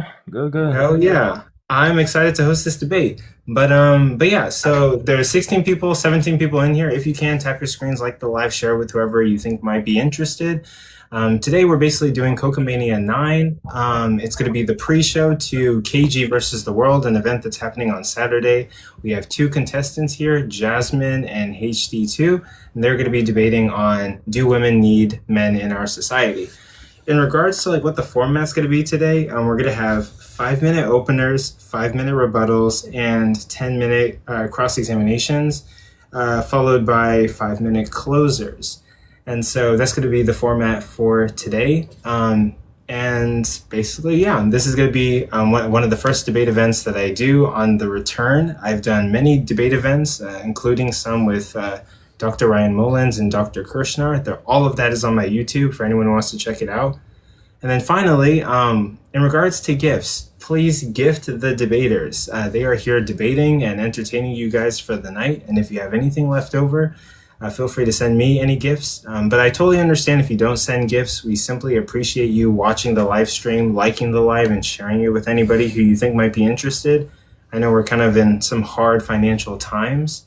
But yeah, I personally use the gifts to reinvest into this project, to host more debates, and in the future to potentially pay judges, pay debaters, and have debate events where there's like some kind of like monetary prize pool that people could win. So thank you for any gifts that you might send. But with that, we can start. Who wants to go first in regards to their opener? Since I'm taking the affirmative, so the prompt is, do women need men? So I'm taking the affirmative, so I think make more sense if I go first. You said I got 5 minutes, by the way? Yeah, I'll put a timer on you, and you can see your time, and it starts whenever you say your first word. Yeah, perfect. All right, so we're going to be debating, do women need men?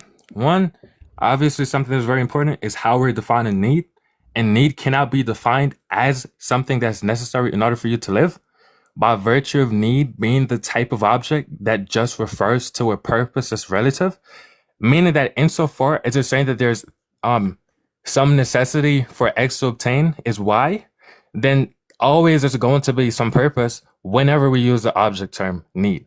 So therefore, if I can prove that there's at least one purpose that women need men for, then the disjunctive is just going to be the case that women need men. And in the same sense, if my opponent wants to argue that if she can argue, right, that women don't need men to survive, therefore women don't need men, that's just one instance. Therefore, if she's making the inference from one instance where women don't need men, then I can also make the inference from one instance where women need men. Therefore, women would need men. Now, obviously, some of these cases are going to be, one is obviously going to be reproduction.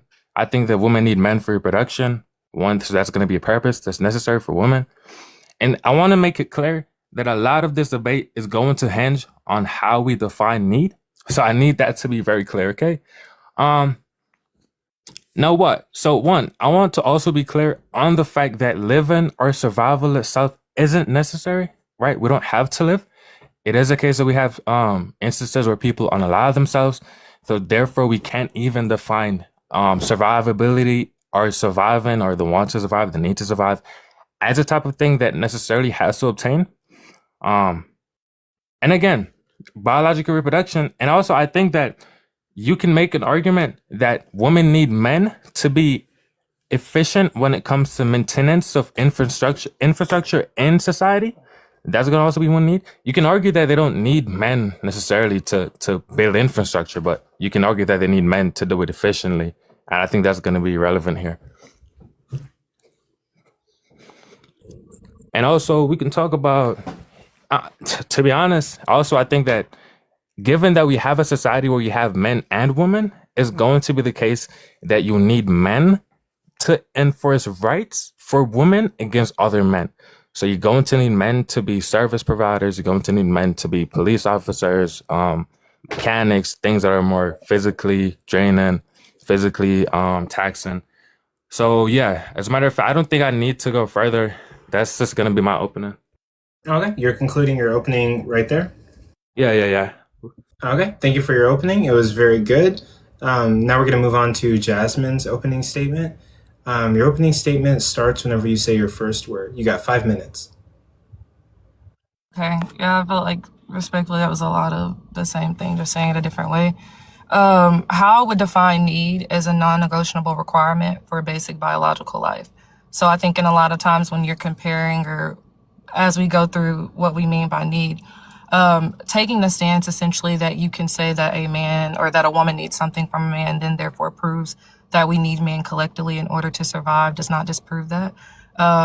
So I want to keep this very, very short because we're going to go through what need is. A need is a non-negotiable requirement for basic biological life. So I'll just end it there. Okay, that totally works. And now both of the opening statements have been made, so we're going to go into rebuttals. This is a moment where you get to basically say a couple rebuttals that you have for your opponent's opening statement. So for the rebuttals, HD2, you're going to get 5 minutes on the clock. And also, yeah, at any time, you don't have to use all of your time. You can concede the rest of your time. That's totally fine. But HD2, you got 5 minutes on the clock. It starts whenever you say your first word. Your rebuttal. Yeah. So perfect. So, and I can ask questions during this 5 minute rebuttal, right? No, this is just you talking, and then you Okay, can. perfect. Yeah. Yeah, so I want to start by saying that the way she's defining need is obviously counterintuitive because you might want to say that need just means that some non-negotiable requirement for X purpose, and the purpose that she's filling in is to survive. Why should biological life be the thing that's always predicated to need? That's obviously not the case. It could be the case that you need to have, for instance, you need to have water to survive, right? You need to have this and that to survive. Because we're saying that you need something in order to survive. So the purpose is obviously going to be needed for there to be a full sentence. So when you say, do women need men? Do women need men for what? You're arguing that women don't need men to survive. And I'm arguing that women need men for some other purpose. I don't know how you're not getting this. Obviously, this is just going to come down to how we're defining need. You're defining need in a very non-functional manner. The way you're defining need basically, it removes any other function that the word need, consistently proposes in regular colloquial dialect. I go to mom like, Mom, I need $1,000 to get a car because I need a down payment. Obviously, the way you're using need isn't going to be applicable in this sense. So what you're trying to do is special plead to a specific definition of need in order to say that women don't need men. And by doing that, you're just removing the functionality from need. And again, you realize that in your sentence where you said that need would be a non-negotiable requirement for basic biological life, within that statement, you also refer to need, which just means a non-negotiable requirement for X. I don't see how you're not tracking that. Okay. I think I'm done. Okay, that concludes your rebuttal period. And Jasmine, you're ready to get 5 minutes on the clock to rebuttal to his opening statement. It starts whenever you say your first word. Yeah. So again, this is just going to be a semantics debate. As I've classified, I would say that need is a non-negotiable requirement that is essential for biological life. That's it. That's all. I do understand what you're saying. You're just misusing it, right? Because, of course, we have dictionaries, which are descriptive, not prescriptive.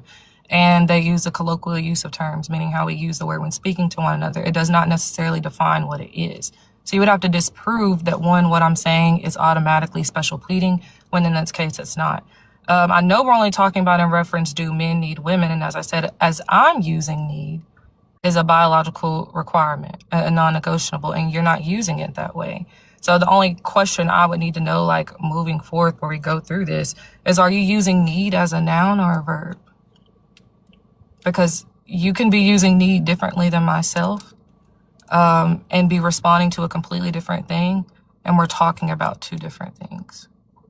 And then the last part of that, a lot of the things that you were kind of like referencing or suggesting was that when I'm saying a need, that I'm completely discounting a certain thing or special pleading, just not going to be the case. When we look at how it is agreed upon, sorry, I wrote my notes. Yeah, I said you're using it differently, and basically what I mean when I'm saying that you're using it differently, you're more so responding to the quality of life. And I can agree or meet you in the middle that humans, like men and women, need one another in regards to improving the quality of life as far as what we have today. But is that going to be necessary for survival? No. And a second thing, I know you mentioned something about a person unaliving themselves, therefore we can never agree on what survival means, but we can agree on self-preservation. And self-preservation is not only going to necessarily be defined as like what's in your life and the things that the environments around it, but also what you choose to do moving from that. So when you mention like unaliving yourself or self-unalivement, I could still, that the claim that I made would still be grounded and true and correct. Because someone could still unalive themselves and it could be seen as an act of self-preservation by that one party on its own. So are you using need as a noun or a verb? Okay, with that, do you conclude your... Oh, yeah, sorry. No, you're totally good. With that, that's going to conclude your rebuttal period. And now we're going to move on to cross-examination. HD2, you're going to take the first cross-examination. And this is your period to make points, ask questions, to build up your case and dismantle your opponent's case. You can talk for the entire time, you can ask questions, you can make points, but your 10 minutes starts whenever you say your first word. Perfect. Yeah, so to be clear, I'm using need as a modal verb. So when I say that there is some type of need, I'm just saying in order to achieve X, you're going to require X. I'm going to require Y. That's how I'm using it. So I'm just saying that it's a relation, an implication relation. So one, I just wanted to point out one thing to, yeah, go ahead. You said that you were using that as a verb and that in order to achieve X, you must acquire Y. Yeah, you require Y. You require X in order to achieve Y. That's how I'm using it. Okay. Yeah. Yeah, and so wait. In order to achieve X, you must acquire Y. Just want to make sure I heard that right. To require X. Yeah, basically. Yeah, you can use that definition. That's fine. Okay, in order to achieve X, you must acquire Y. Yeah. Okay. Yeah, and I wanted to be clear here, since this isn't a cross-examination, would you agree that your definition of need removes all the other functions that we use need for? In terms of the debate, yes. Yeah, so that's agreed. So you would agree that you'd have to motivate some reason for why we should accept or adopt your definition? You don't have to, but I mean, like in general terms, sure. I don't think, like in regards to the conversation, that's really relevant. Well, yeah, it is going to be relevant because Okay. we're technically having a semantic dispute in some sense, Sure. and we can actually motivate the reasons why we should adopt one definition over another definition, and that's just going to be in virtue of its functionality. I think my definition has more functionality because it applies in more cases, right? And then yours is only specially pleading to this debate prompt, which is saying that need is going to be the type of thing where it's the only thing where men aren't required for, or one of the only things women are required for. So I don't understand where you're getting that from, that it's the only thing that men aren't required. Yeah, one. I meant one of the only things. My bad. One of the only? Okay. So are there any other ones outside of that? Yeah, so you can say required for? women need men to have straight sex, I guess you could say. There's just a couple of things. Women need men to reproduce. Obviously, women need men to you can make an argument that But again, like, just because you're saying it, like, it's more cases where you can refer to that doesn't do anything for your argument. No, I agree. So that's why that's not the I guess the way I'm coming at this from. So essentially I'm asking you, right? If we can give motivations for why we should accept one definition, right, and your usage of the word need, my definition simply has more functionality than yours because your definition is especially, yeah, it is. Yeah, that's okay. I think that it's totally okay for you to look at that and say that because this isn't a definition that I'm making up. It's not a definition that you're necessarily making up, right? It's something that we just agree with. But across the board, regardless of how we look at it, I would be willing to concede or change my point if you could show not only how it has more functionality, but two, how it would disprove what I'm saying to not be true. Because in my first sentence that I gave, that a need is going to be known, or I'm holding a claim that a need is a non-negotiable requirement essential to survival. The functionality in that all of those parts are still agreed upon. So I'm just wondering, and again, as I said, I'm happy to concede if you can prove how mine is incorrect or not logically consistent, because you can mention references in ways that you think that we need men. And again, there goes down to the negotiable part. I know you referenced like reproduction. I don't think there's a moral or ethical impairment to reproducing, because you don't have a net negative experience if you have not yet been able to experience it, right? We need a multitude of things in order for that to do so. So I'm not holding any claim, and I've never made the claim that men and women won't need each other for a certain thing. So I would say, really, if anything, it's kind of like a lot of little special pleading cases that you have. Oh, well, men do need women because we need to reproduce and make children. But that's not going to be the claim that I'm holding. I'm talking about self-preservation and survival for oneself. Yes. So that's just going to be, look, I wanted to point out one thing that's technically a contradiction in your view. One, where you're saying that self-preservation is going to be the type of thing that's the goal. And also self-preservation is going to be an implication of biological reproductivity, meaning that self-preservation only happens insofar as you're having biological reproduction. This obviously is going to be the case. When we say women, we aren't talking about specific cases of each and every woman. We're saying women, which just means that we're speaking to general population. Sorry. When you say women need men, we're saying women, we're speaking to general population of women and men, right? Or the instances where you have women in society. So we're saying women need men in our society. You're saying that women don't need men in our society to survive, and I'm saying they need men in society, for instance, to reproduce, to self-preserve the population. Has to do with survival, though. I choose to never reproduce, and you choose to never reproduce. That doesn't mean that you're going to die a lot of language. No, it doesn't, because having children does not guarantee that you're going to live forever. I can show you an example of why this is the case. You just answer this question. Does having children guarantee that you yourself will live forever? So, yeah, it doesn't, but that isn't what... Wait, but this is not it. No, it doesn't. But that is not the point. I want to be very clear. I didn't want to make this argument, but I'm actually going to, since we're talking about this, right? You would agree that we need, for instance, for people to self-preserve, we need something called labor. No. Why do you think self-preservation doesn't require labor? Well, hold on. Let me go through this far. Say no. I take that back. What are you referring to as labor? Yeah, so you can just take this. But go You can ahead. just take this to be the product. I don't think you know what I conceded on. That wasn't a Okay, point in the debate. you're right. Yeah. You're right. So we're just be talking about something that leads to the production of goods, right? And You goods are said just going to be the labor. type of thing, Labor is something that leads to the production of goods. or that's a type of labor that we're referencing here. And then we're just Hold going to on. say, I'm trying to write it down so I can stick to you. I don't want to forget what you're saying. sure, sure. Labor is the production of goods. Correct? Is that what you're holding? Yes, yes. Okay. And And what are you defining as goods? goods are just going to be the things that are necessarily used in your definition, the things that are a necessary requirement for survival.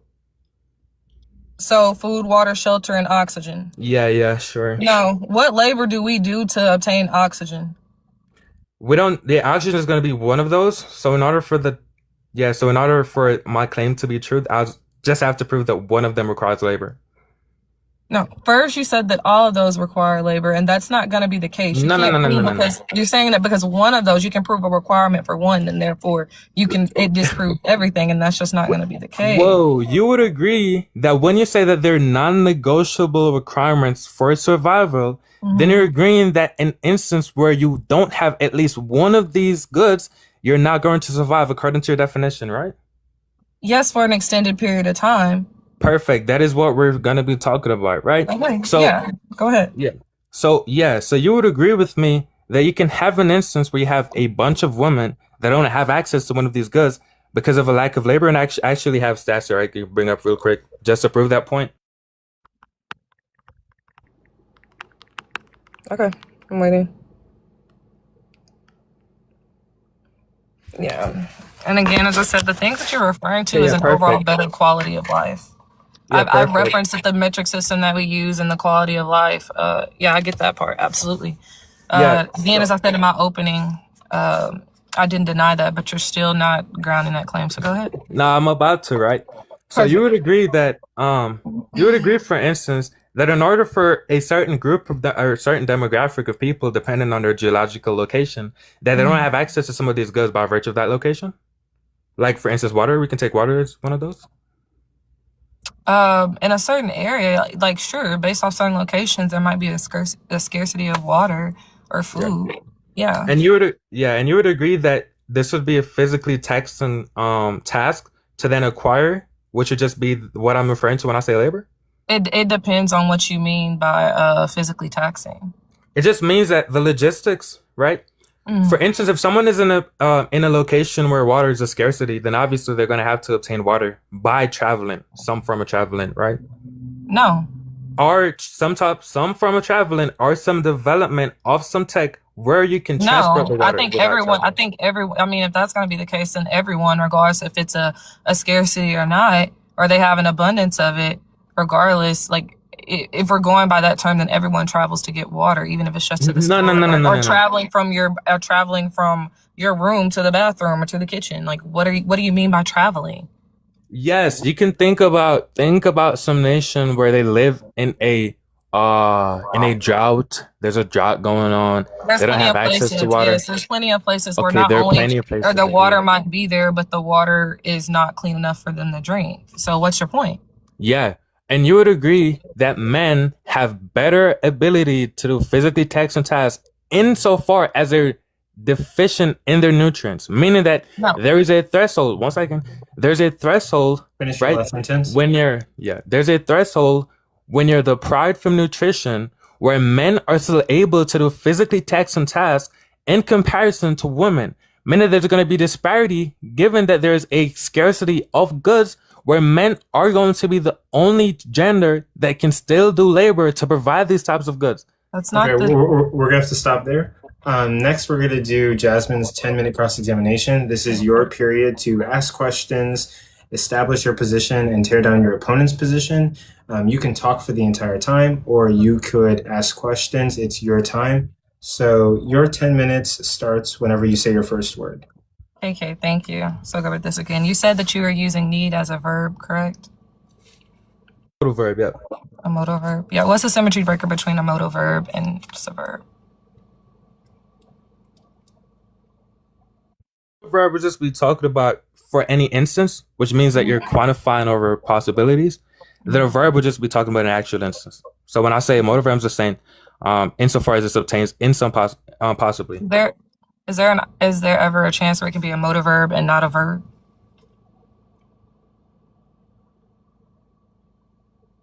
Yeah, sure. Yeah. Can you give me an example of that in regards to this conversation that we're having? Yeah, distinction. So for instance, you could say, let me try to think of an example. Yeah, you can say, for instance, given, actually, this is perfect because we actually just talked about it. So need, for instance, need can be a modal verb wherein you're just saying that it is necessary for there to be a reference to an object X in a possible world for that object to have the same cluster of properties. That is going to be. Let me restate the question one more time. Yeah. Can you tell me what the symmetry breaker between modal verb is and verb? And you reference quantity, right? Got that. Not quantity. Quantify. But you quantify and quantity can be. So modal verbs just expresses necessity, possibility, things of that nature. So you're just quantifying over possibility. Okay. And then the second part of my question was, could you give an example of that relative to the conversation that we're having? Yeah, need. Need is going to be an example. So provide me a modal verb and a verb in regards to how you're using need in this conversation. Yeah, so yeah, wait, but the verb cannot be the modal verb cannot be a verb. Yeah, so to be clear, regular verbs, right, are just the types of things that form the past tense and the past participle by adding ed. That's just in basic English. And then modal verbs are going to express past ability or you could say past possibility. Yeah, I have it's that. not going to be the thing that's available to regular verbs. I have that. I have that part, but I'm asking you to give me two different ones in regards that's relative to the conversation that we're having at the moment, which would be women needing men for society or women not needing men for society. Needing men. Yeah, I'm saying need would just be possibly it's the case that they need. That's why we're saying that's a modal verb, not just a verb. Perfect. So can you give me two distinct differences of just a verb and a modal verb in regards to the conversation that we're having now? I already did. You can use, I'm putting out to you. If I say a modal verb, like a modal auxiliary, just means that you're saying that something might be possible, right? And then you're referring this to a verb. You're saying that a it's modal possible. verb is something that might be possible, correct? That's what you're holding now. It's expressing possibility, yes. So it's saying that they don't change according to a tense or subject, and that they just follow by the base form of the main verb in the so far as you're quantifying possibility or expressing possibility. So you can say, for instance, she can swim fast would be an instance of a modal auxiliary because you're saying possibly when you're saying can. That's what you mean by that. That's a modal auxiliary. It's not the same thing as just a verb simpliciter. Yeah, you're not tracking, buddy. So yo, can't break it down no further, bro. I'm gonna keep it a buck. Yeah. We're gonna put a pin in that one real quick. I have it wrote down. We're gonna put a pin in that real quick. Okay. So you said that if you prove one instance for the biological requirements or non-negotiable requirements for survival that women would need from men, have to have from men in order to survive, then therefore you would disprove my argument, correct? Yeah. Just one instance, yeah. Yes. So the 4 parameters that I'm going to hold that are essential to survival is water, air, or oxygen, shelter, and food. Can we agree upon that before I move forward? Yeah, I mean, yeah, sure. Sure. Okay, perfect. So which one of those would we require men for? You're arguing for water, for instance. So you said we're going to need men for water, correct?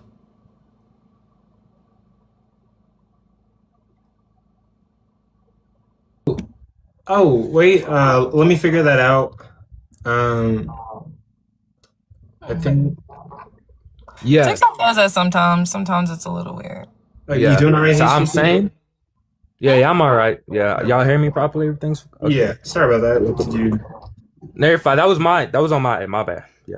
That's cool. So one, all we're saying here right? I Is that understand. if I I want to get can down to. point I out want an to get down to instance, like the. I want to get down to the meat and potatoes of yeah, it. yeah, I'm saying one This second. doesn't have to be like strung out all night. No, I agree. Can you I'm just just saying. make the argument for how women need men for water?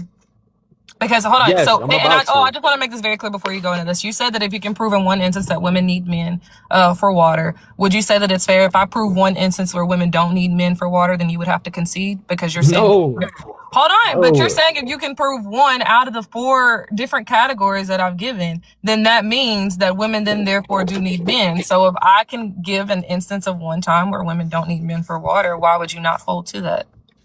Because what you're saying, you know what need means, right? Need just means a requirement. So if you're saying that there are, It means, but wait, we one don't second, agree one on second, that. one second. It's If still you're my saying, time. It's you still want me to my answer? time. No, I'm giving an answer. I understand what you're saying. I'm Go saying it's ahead. still my time, so I'm gonna reclaim it very quickly. We don't agree with what need is. We clearly don't agree with that. Need can be used in several different ways, but if I was going to concede, you would have to disprove my framework that we do need men for that. So I just want to get back to it. We don't have to draw it all out. Can you go ahead and make the ground the claim that women need men for water in layman's terms? Yeah, exactly. Let me just break this down. Hold on, my phone's about to die. Right. So all we're gonna do here is we're gonna say that if there is some fact in an instance where men are necessary for the production of a good, which in this case is going to be water.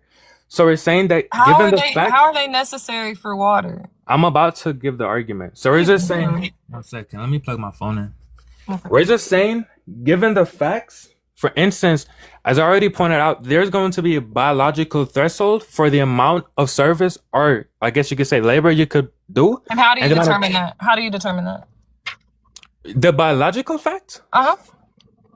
Oh yeah, we're just gonna be determined this by the fact that men operate better on in cases where they're deprived of nutrition, and also operate. Where are you pulling that from?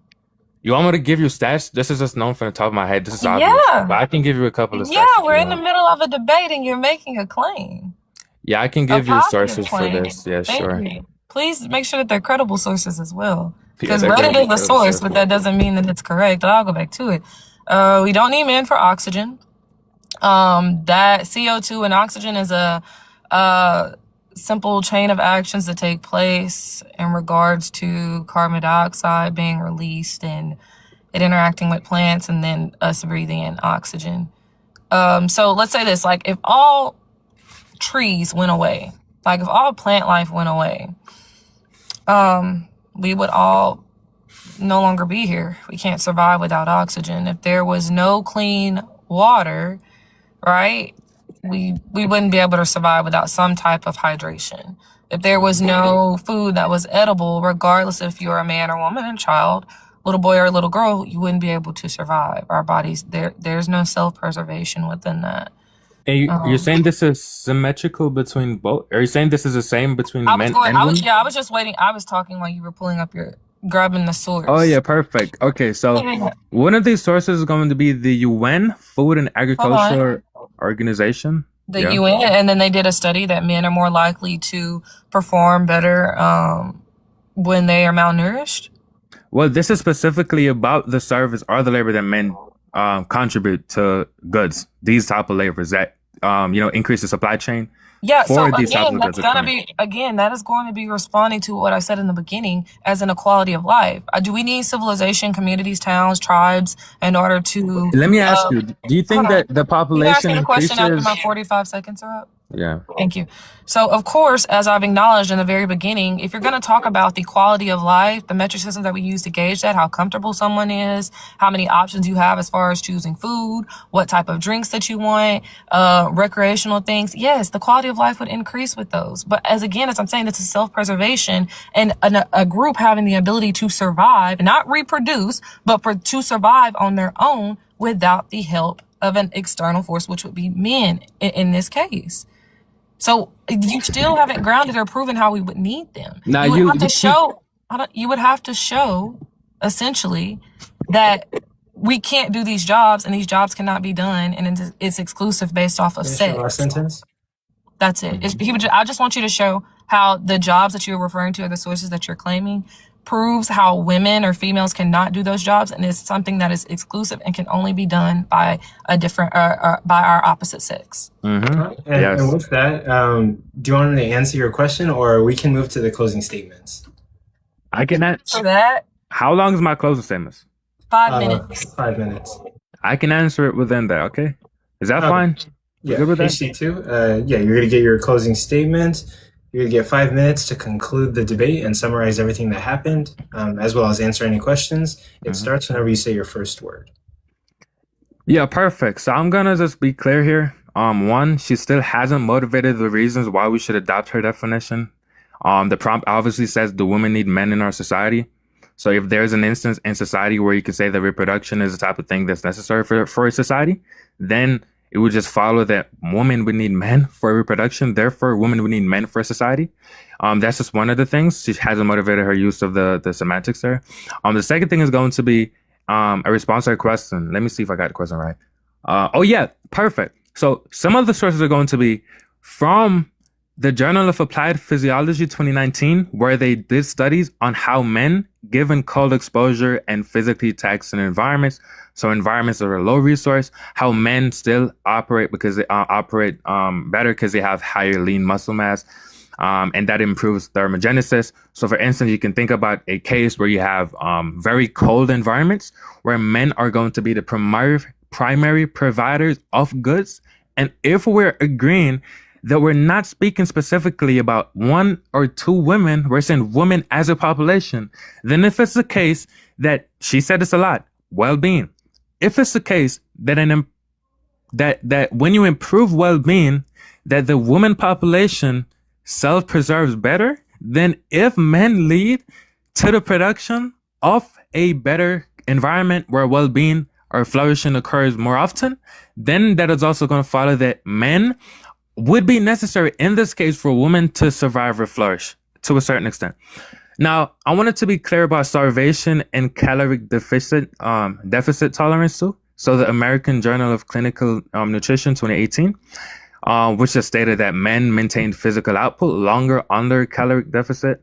Women's bodies shifts faster into energy conservation mode, which does point back to my earlier claim where there's a specific threshold for when you have a deficiency in nutrition or in your calories that you're taking in. Men are still able to operate in such a way where they can provide labor that provides the types of goods, which she already agreed is going to be necessary for self-preservation and survival. And then also men's higher baseline muscle allows them more. This is actually from the study too. They're allowed by virtue of their muscle mass to do more labor under conditions where these goods are scarce. So if, for instance, I can point to a very specific region, right, in Africa, where they did a study and men were literally noted to be the reason why the population even grew. There's this thing in evolutionary biology that's called the carrying capacity of a population, which essentially says that given the environment and given the energy that these people can produce, the population stays closer to a rate of growth to zero. But given where you have men, this is not going to be zero, meaning that men are going to be the reason why women are still surviving, still staying alive. And also, again, I think I can finish off here soon. Just wanted to be clear. Haven't met her. She has not given us reasons for why we should adopt her definition, even though my definition is far more functional, because the way we use need is simply going to be in reference to some purpose. And if that is what my definition agrees with, then her definition, which just picks out one purpose, which is survivability, is going to be stripping away need from its usual functions. And given the debate is, do women need men in our society, that is what we're referring to. Need should have that type of semantic where need makes sense in that prompt and also makes sense in your argument. It doesn't. You're just saying, do women require these goods to survive men in our society? It doesn't make sense. So do women need, meaning do women require necessarily for men to be in a society? Whatever the case might be, you're just not using the word properly. Let me see. What else can I respond to? You know what? Let's wrap it up there. You're concluding your closing statement there? Yes, sir. Okay. Thank you. Thank you. And that'll be your closing statement. Thank you for your amazing closing statement. Jasmine, you're going to get 5 minutes on the clock to summarize or answer any final questions and do your closing statement. It starts whenever you say your first word. Okay. Can y'all hear me now? Yeah. Okay. Yeah, so since the beginning of this, he's the one who had the positive claim. He came up here to suggest or affirm that women do need men and that I'm using mean incorrectly. In regards to talking about self-preservation as an individual and a collective that's a part of a certain demographic, I don't have to take into consideration what he may say need means when it has a biological reality attached to it, which would be metric systems that we use to gauge that are non-negotiable requirements essential for survival. And with this being said, I would hold the same claim for a man, right? Men need water, shelter, food, and oxygen to survive. That is not something that women exclusively survive or supply, right? That's not something that we do. So it's not my burden to say, hey, you should adopt this claim. It has a biological reality already associated to it, which is why when we work and we look at different systems, it's a difference between a want or something that is valuable in your eyes through subjectivity as opposed to a non-negotiable. So I haven't strayed away from my argument at all. You claim to have several different sources to fact check you in real time. PNAS and the United Nations is not agreeing with what you were saying in regards to men being able to supply in more harsh environments. In fact, what we've seen is when food and water is more scarce, women have the opportunity and typically do survive longer. Not because men are unaliving during the process of trying to obtain these goods, but if men they weigh more, right? They're going to have more of a requirement for nutrients, right? So when we look at these things across the board throughout different civilizations, anthropologists study this as well. Women have the higher probability like lifespan in these cultures and these environments. When you look at civilizations as far as going through tribalism, women tribes have outpaced and outsurvived male tribes, right? A lot of things go like back into egalitarianism. Or you can look at like matrilineal lines and how they operate that way. But PNAS, United Nations, and the NLBM, National Library of Medicine and archives.gov, does not agree with what you're saying.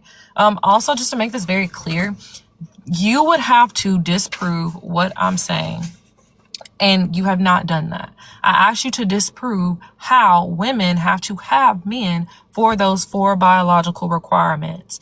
Again, a woman surviving and women surviving is not the same as thriving. It is not the same as a very peaceful or valuable quality of life, which is what you were conflating. I can say that we need men and women to know how to paint our nails and do makeup. I can say that we need men because y'all give each other haircuts. That doesn't mean that it disproves me saying that a need is quantified as something that is essential for survival and you cannot negotiate it. So by the very fact of you operating with me, and just to make it very clear, he conceded way back in the beginning, y'all. He conceded a while back. You cannot substantiate or disprove what I'm saying. It's not my job for me to change your mind. It's your job to disprove what I'm saying, or better yet, to affirm what you're saying, and you haven't done that. I asked you to affirm how it is essential for survival. All you were talking about is the quality of life. So I'll leave y'all with this. In order for any persons to survive, right? And persons will be defined in the 14th Amendment. Any persons born or naturalized, the things that are essential for survival is food, water, shelter, and oxygen. That's it. That's all. This doesn't have to be a semantics debate. If you want to talk about the quality of life, that's going to be a different conversation.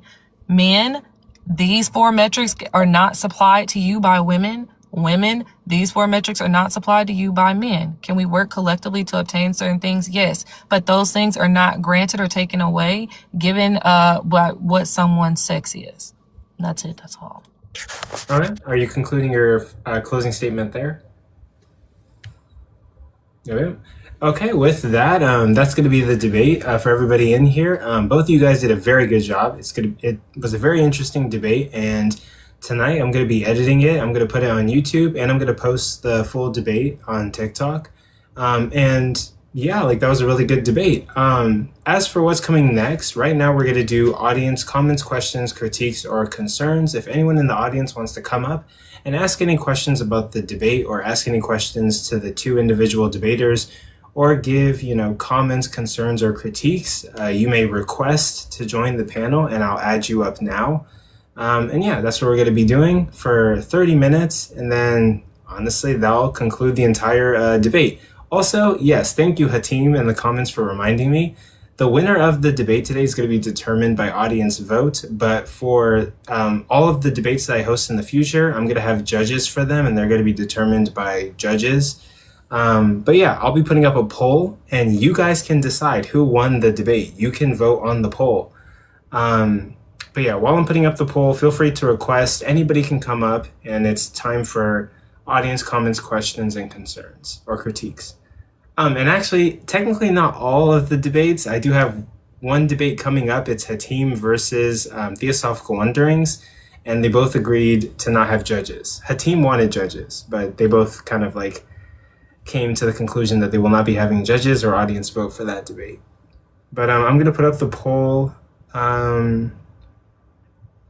Lady Firewind is asking, when is it going to happen? I think it's not next Friday. It's the Friday after next Friday. So not this Friday, this week, not next Friday, but the Friday after next week's Friday. But yeah, let me put up the poll, and then we'll be good to go. Good job, both of you. You guys spoke well. I do think it was unfortunate how the debate was framed. The way the debate framed was just, there was no like reasonable ground to debate on. Like in debates, typically there would be ground to debate. What that means is that there's something to deny and there's a way for either way to win. So the initial framing, it just didn't seem like, didn't give ground for the negation to even have an allowance to win. And if we were to accept that framing, and so the question, the whole debate that I saw was, why would we accept the framing that affirmation gave? And I don't think that was given.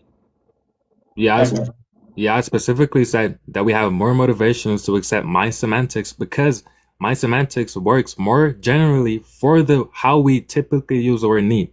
So given that I have at least a functional justification, she doesn't have functional justification. Yeah, but the question is, okay, it's used more broadly. It has more use cases. Yeah, the question is, okay, so what? Why does that mean it's the better definition? It's a better definition. But he did concede earlier on that, just saying. Yeah, I'm gonna tell you what I consider now. I think this is so confused. So in the debate, she laid out 4 categories of goods. And then she asked me specifically. But you agreed on them too, though, because I asked you. I agreed with them, and then I asked you, did you want to add anything else to that? I agreed that for one of these that you mentioned, which was oxygen, this wouldn't be necessary. And then I went on to ask you specifically if you're saying that these are the types of goods that just means that they're required non-negotiably for survival, then an absence of any one of these goods means no survival. Therefore, if I prove that there is a need, at least where men's concerned, for even one of these goods, then your debate would be conceded. I don't know why you think. Here's the problem, though. That's not. Sorry, go ahead. Yeah, I was going to say the problem is, if we were to accept either of your guys' framework, both of you would be right in your own respect. The question is, why would we adopt either framework? And to be fair, neither of you demonstrated why we would adopt your framework, but the affirmation has more of a burden to demonstrate, to prove their position correct. Which is what I did. Right, and so no, look, like, let me tell you something. If it's a tie between negation and affirmation, the negation wins by default because the affirmation has more of a burden. It's kind of like how kind of like the prosecutors. It's yeah. Exactly. Let me give you what I told her was my motivation. I said that the way she's heard your motivation. Use it more. You wait 1 second. Not even that. Let me point out something that should be very obvious to everyone in this panel. The way she defined the term isn't even consistent with how the term functions on the prompt. Yes, it is. On the prompt. It's absolutely your consistent. definition doesn't function with the prompt. prompt. It's compatible with the prompt. It's compatible with the prompt. No, it's not. But it is. And the reason why, because in the beginning I asked you, remember I was like, hey, are you using need as a noun or a verb? Because sometimes people misuse that. And it might seem silly, but genuinely sometimes people do misuse it. You said that you were using it as a modal verb. I said, cool.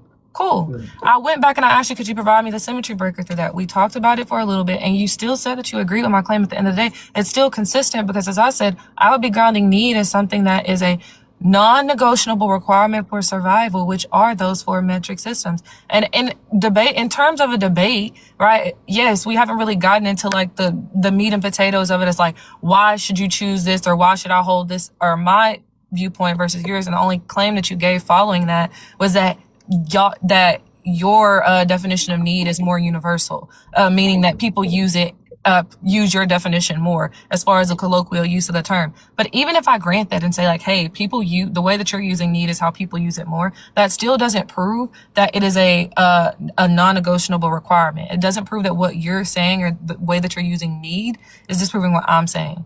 Also, really quick, let me make an announcement.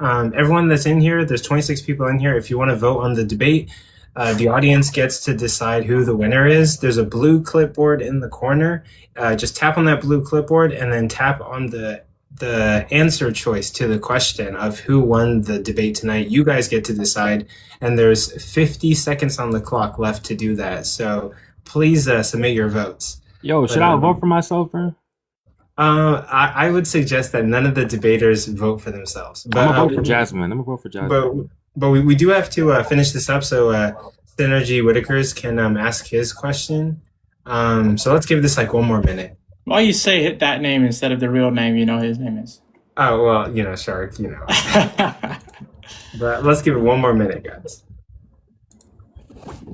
Yo, the clipboard's at the top beneath his name. I think if this debate was to happen again, I think it should be more structured or tailored to like, will it be advantageous to both groups to separate throughout society? Like, will the quality of life be better if men and women work together? Some shit like that. Because, I mean, at the end of the day, it's not disproving, like, as I was saying, it doesn't matter how you look at it. And I know you say it's special pleading. Not necessarily. Those are the 4 requirements. That is the basic necessities that an individual has to have in order to survive. So... One thing I wasn't clear on your response, right? Where I told you, right, that obviously well-being is going to be correlated with your survivability, meaning that in so far as there's a case where humans are the population, if the human population is flourishing, then more women survive. Agreed? No. What? Here's the thing, guys. Moving forward, when you agree to a debate, just agree to the terms in the debate too. To be honest. That's fair. I think we could do a better job at also hashing out semantics beforehand. Yeah. But yeah, with that, Shark, if you have any questions, feel free to ask them. What's a woman? Do both debaters want to answer that question? Adult human female, under my definition. And Jasmine, do you have an answer? Yeah, an adult human being typically assigned female at birth. Okay. Shark, do you have any further questions, comments, concerns, or critiques? What's the difference between a man and a woman? Sometimes I think how they smell.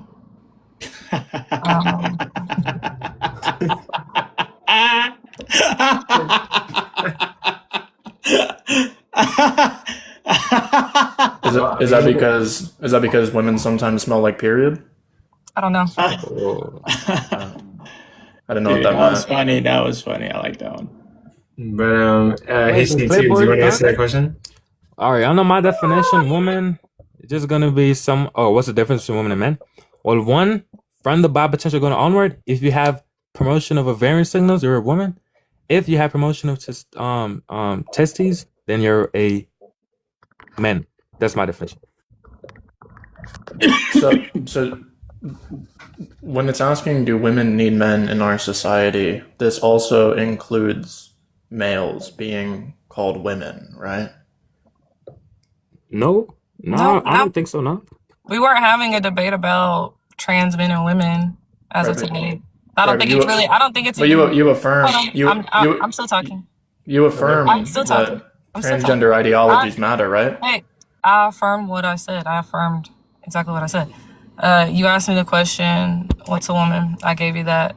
I don't think that it's relative to the, or not, I don't think. I know it's not relative to the debate. None of us were confused in regards to how we were using the word woman in today's debate. And in fact, earlier, if you were paying attention, I didn't just say women, I said females as well. I said it wasn't exclusive to females in that sex. So like the weird obsession with wanting to debate trans men and women all the time, don't know what that's about, but it's just not relevant today.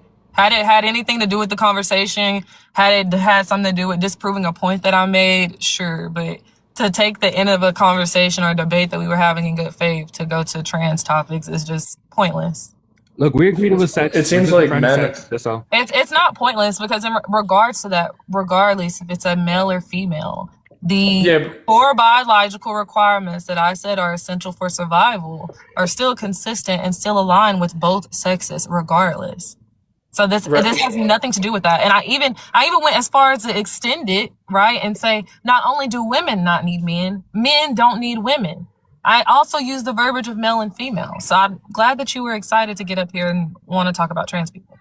So you do agree that men are necessary for trans men to get the medical process and social validation Look, that they we need, both right? agreed that we were No, I referring don't. in this No, I scenario to don't. sex. And I don't know so what. No, I this is a don't. different And I don't thing. understand how trans men and women or cis men and women obtaining gender affirming care has anything to do with what we're talking about.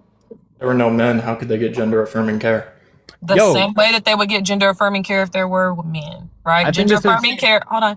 Gender affirming care is not something that is exclusive that one sex can or cannot provide. And gender affirming care is a multitude of things. It's not just someone what you may think trying to affirm their gender. Sometimes gender affirming care is lip filler. Sometimes gender affirming care is breast augmentation, right? Sometimes gender affirming care is men getting some of their titties removed because it's bigger than mine.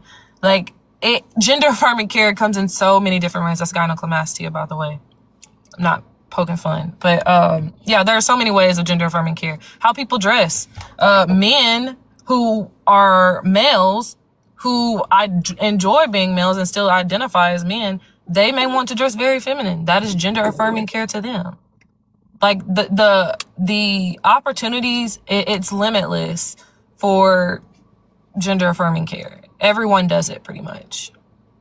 It's just to what extent. So Any further questions? that are actually relative to the debate. Yeah, sure. Oh yeah, no, I think that analyzing trans ideologies in a conversation about gender identity is really important. But she just seems to be really triggered. So, you don't like being interrupted. You don't like being interrupted, right? Wait, you don't like being interrupted, right? Let's get you to don't the results, you don't like being buddy. interrupted, right? We'll let him finish. Let Shark finish real quick. Yeah, I'm gonna finish by letting you know if you want a principle applied to yourself and you don't like being interrupted, don't do it to other people. That's it. Have a good day. Same to yourself. Maybe next time come debate about the actual topic instead of this fixation of trans people. But we know what your search history looks like. Wait, we don't gotta do all that. But I'm just saying, he was in the comments spamming it. But it's okay. I think it's a little strange. I didn't hear anybody else in the comments start talking about trans people till that was never a disagreement.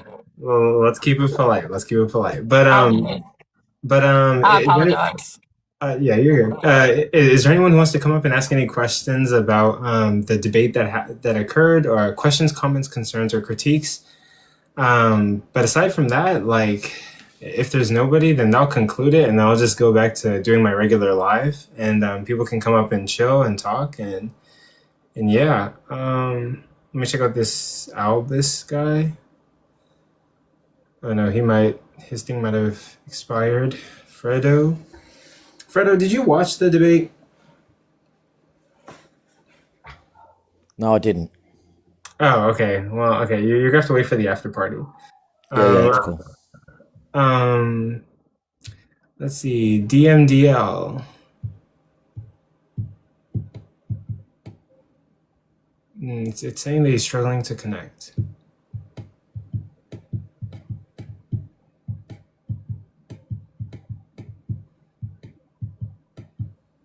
No, I'm gonna give it like 5 seconds. Like 5, 4, 3, 2, 1.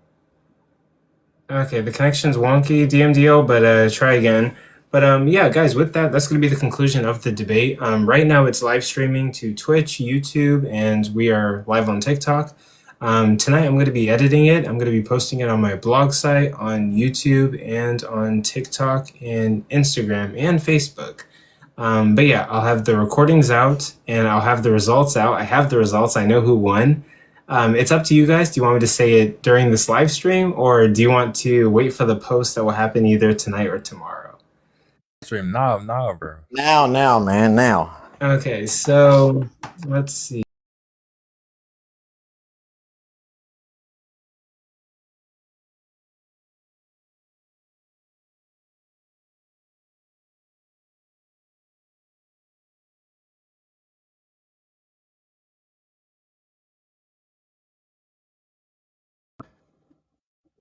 Wait, okay, hold on. Okay, so during the end portion of your debate, there was like 21 people in here. Jasmine, you won by a portion of 54.55%. And then HD2, you got 45.45% of the vote. But in order to verify, let me put the results on the screen. And yeah, hold on. I'll flip my camera. This would be the result of the debate. So Jasmine, you won by a 54.55 percentile out of 11 votes. And HD2, you got 45.45 of the votes. But congratulations to both of you guys. I think both of you guys did very well. And it was a really good debate. Both of you guys are very educated on the topic and very skilled. But yeah, as for anybody else in here or even the people on the panel, if you want to schedule a formal debate with judges, time sections, and you want to debate somebody, you want to test your debate skills, feel free to send me a DM. I will host any debate over any topic within reason as long as it is appropriate. And yeah, I'll host your debate. I'll get you free recordings, and I will be doing that. This is the pre-show for a debate event that's happening on Saturday. There's going to be more debates. I have one debate that's booked on Saturday.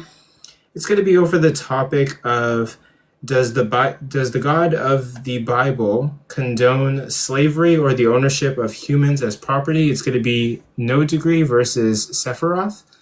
And then depending on Cease to Know's availability, I have OG Kylo versus Cease to Know on Are Trans Identities Valid? And then there are two other debates that I'm planning for that day. We just have to find opponents for the two debaters. It's going to be KG versus the world. So people coming from the Knowledge Gap crew, which is a debate team that was founded by OG Kylo and has now grown to be over 300 members debating on TikTok with period KG attached to their name or their username. So watch out for those guys. But yeah, thank you guys for watching the debate event. It will be posted soon. If anyone's got any further questions for me, let me know. But otherwise, I'll be hosting my regular live streams and just hanging out and talking to people.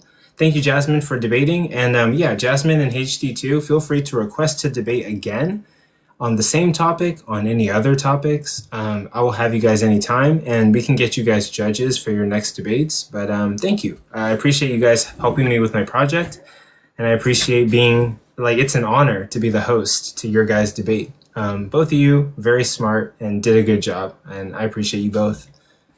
But with that,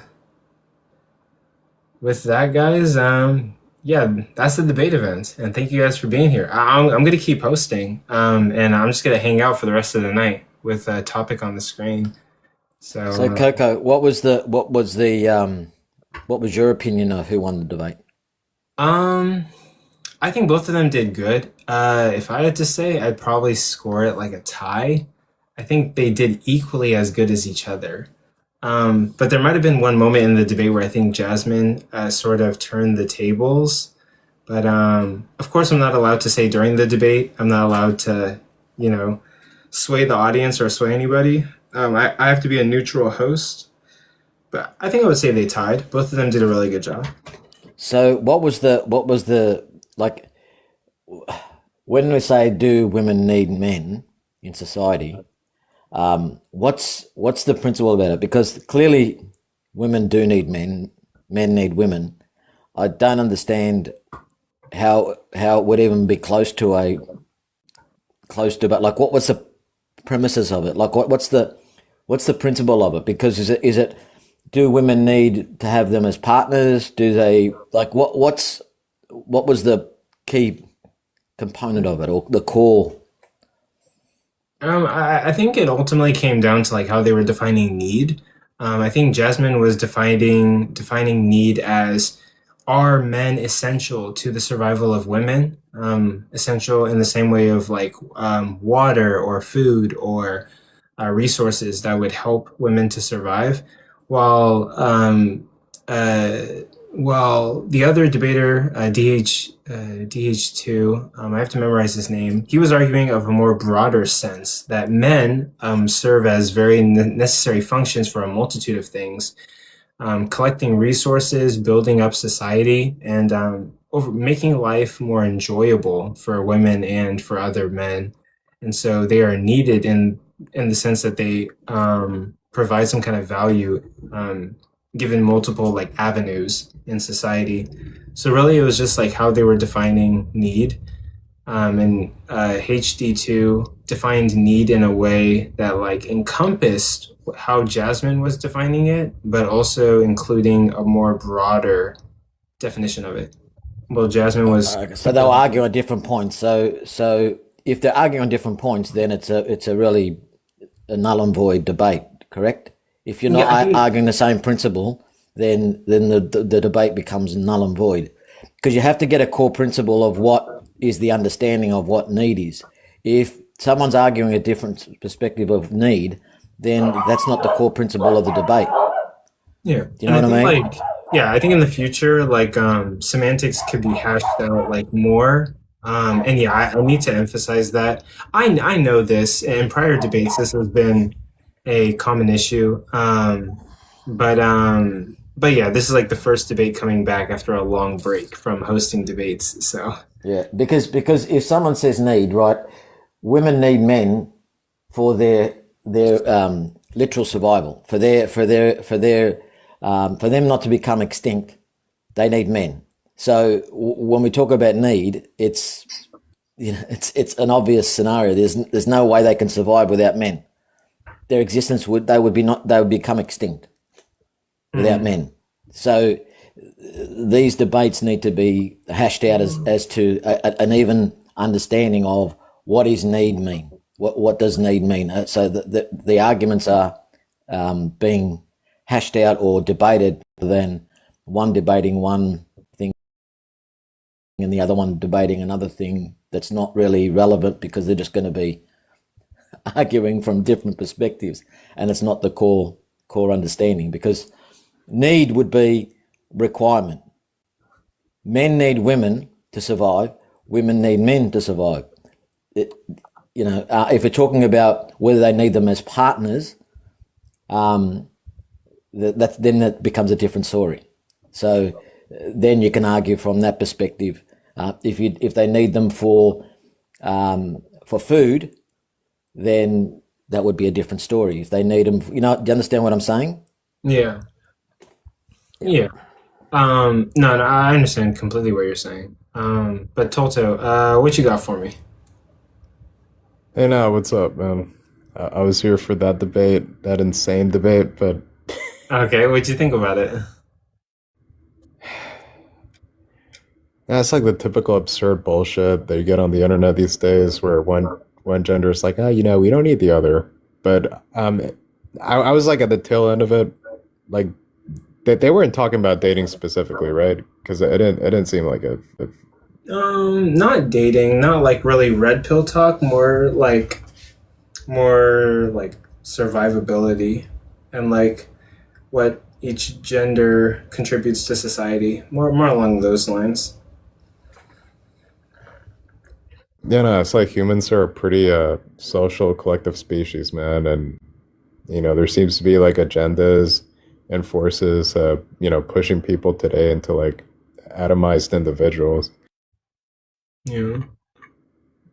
The easiest argument would be straight away is that women need men to stop men from making them extinct, literally. So if men wanted to, they could just overpower women, and that would be the end of it. And they would be. I don't think it's that simple, man. Because people historically use weapons, men and women. So Yeah, but men are better at using weapons. Men are better at using, in general, everything. If you look at shooting, right? Men are better at shooting than women are. Just you got to look at the Olympics. I haven't read a lot of that, but I'd be interested. Yeah, but you just got to look at the Olympics. Research. You just got to look at. You just got to look at. I have to check out the statistics for that. Yeah, but you just got to look at the Olympics.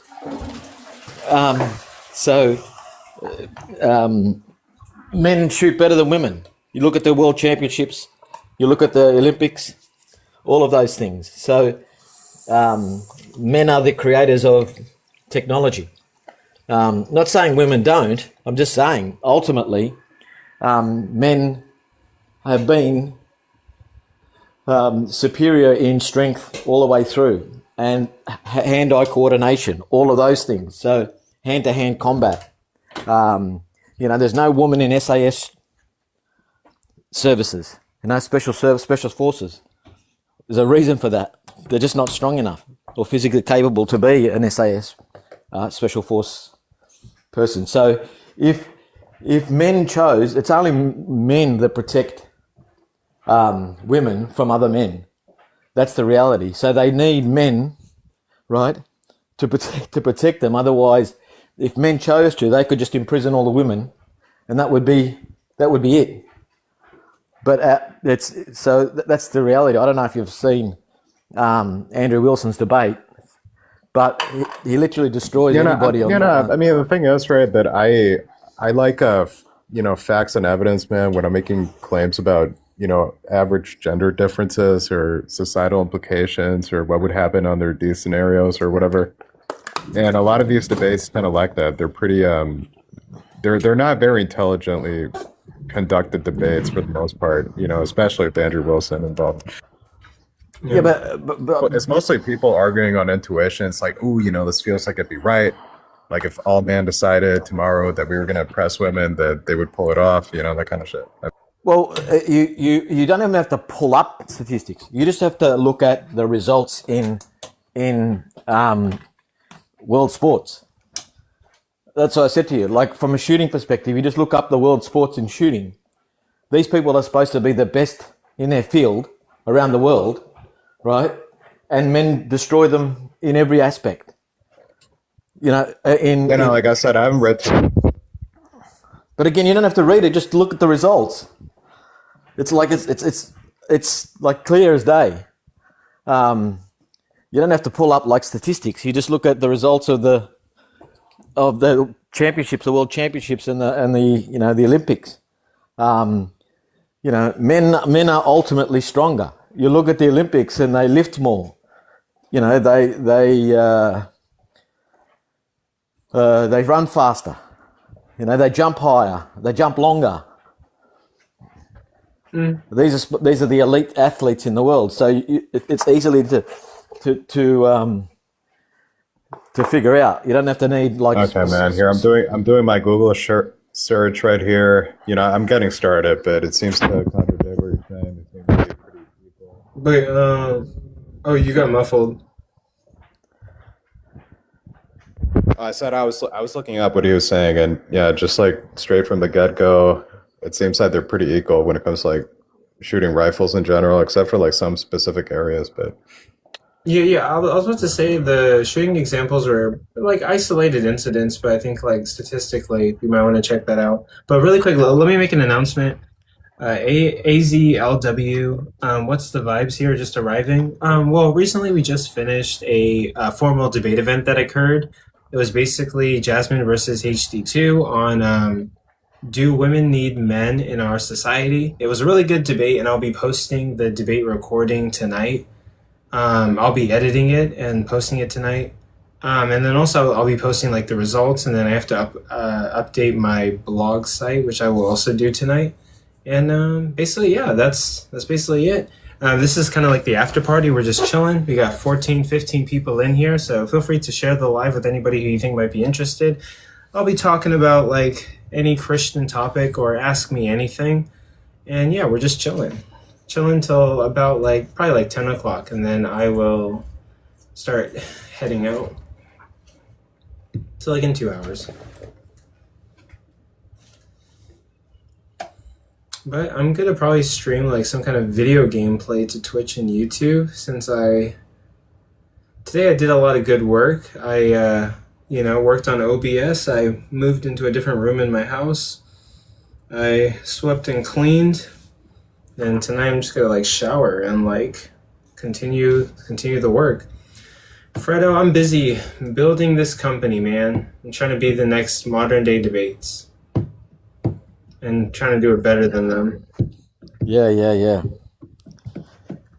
Keep persisting. Keep persisting. Yeah. Oh, like I actually just realized Modern Day Debates does exactly what I want to do. They host debates online, and then they host conventions. They host in-person debates. That is exactly the business model that I want to do. Yep. Once I get to big conventions with guest speakers, I've achieved the fullness of what this project is supposed to be. Yeah, right. Gotcha. But yeah, that's really it. Oh, you're posting articles in the comments, Tolto? What are they? Fucking research. Going on to the nuance and what the empirical evidence actually has to say. Okay. Oh, the nuance of like the shooting results, whether women shoot better or worse than men. Yeah, because it talks about when it comes to like stationary targets, they have pretty equal results. When it's moving targets, there's some gender differences there. Okay. Randall, what's up, man? What you got for me? You want to talk about the topic? Sure, I guess. Oh, or what do you want to talk about? We can talk about anything. Can I ask you a question? Oh, yeah, we can talk about that. Are you in support of Lindsay? The girl that went to jail? Well, she's not in jail yet. She's on trial, but for unaliving her children. Yeah, because you pro-choice, right? So do you support? Yeah, but I'm not that pro. Yeah, like wait. I'm pro-choice, but I'm not that pro-choice. No, she should be in prison. Oh, why? Why? Did you tell us why? Because so two things can be true at once, right? But I do have to look at the details in the case. So what we know about women who have children, the first couple of months, right, are the most stressful months ever. Like women dealing with children, it's awful. Their mental health is like at a low. So she was struggling, but at the same time, like it doesn't mean that like you get to like off your kid.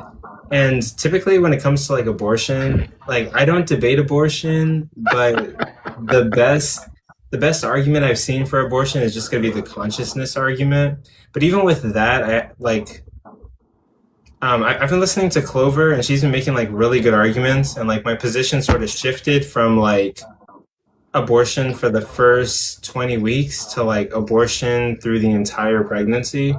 But like if you asked me to regurgitate the arguments that I heard from her that convinced me, I would not be able to do it. But like, yeah, my position's changed. But yeah, like I think like the best arguments I've heard is the consciousness argument. I think a person is not a person until they have a consciousness, because let's say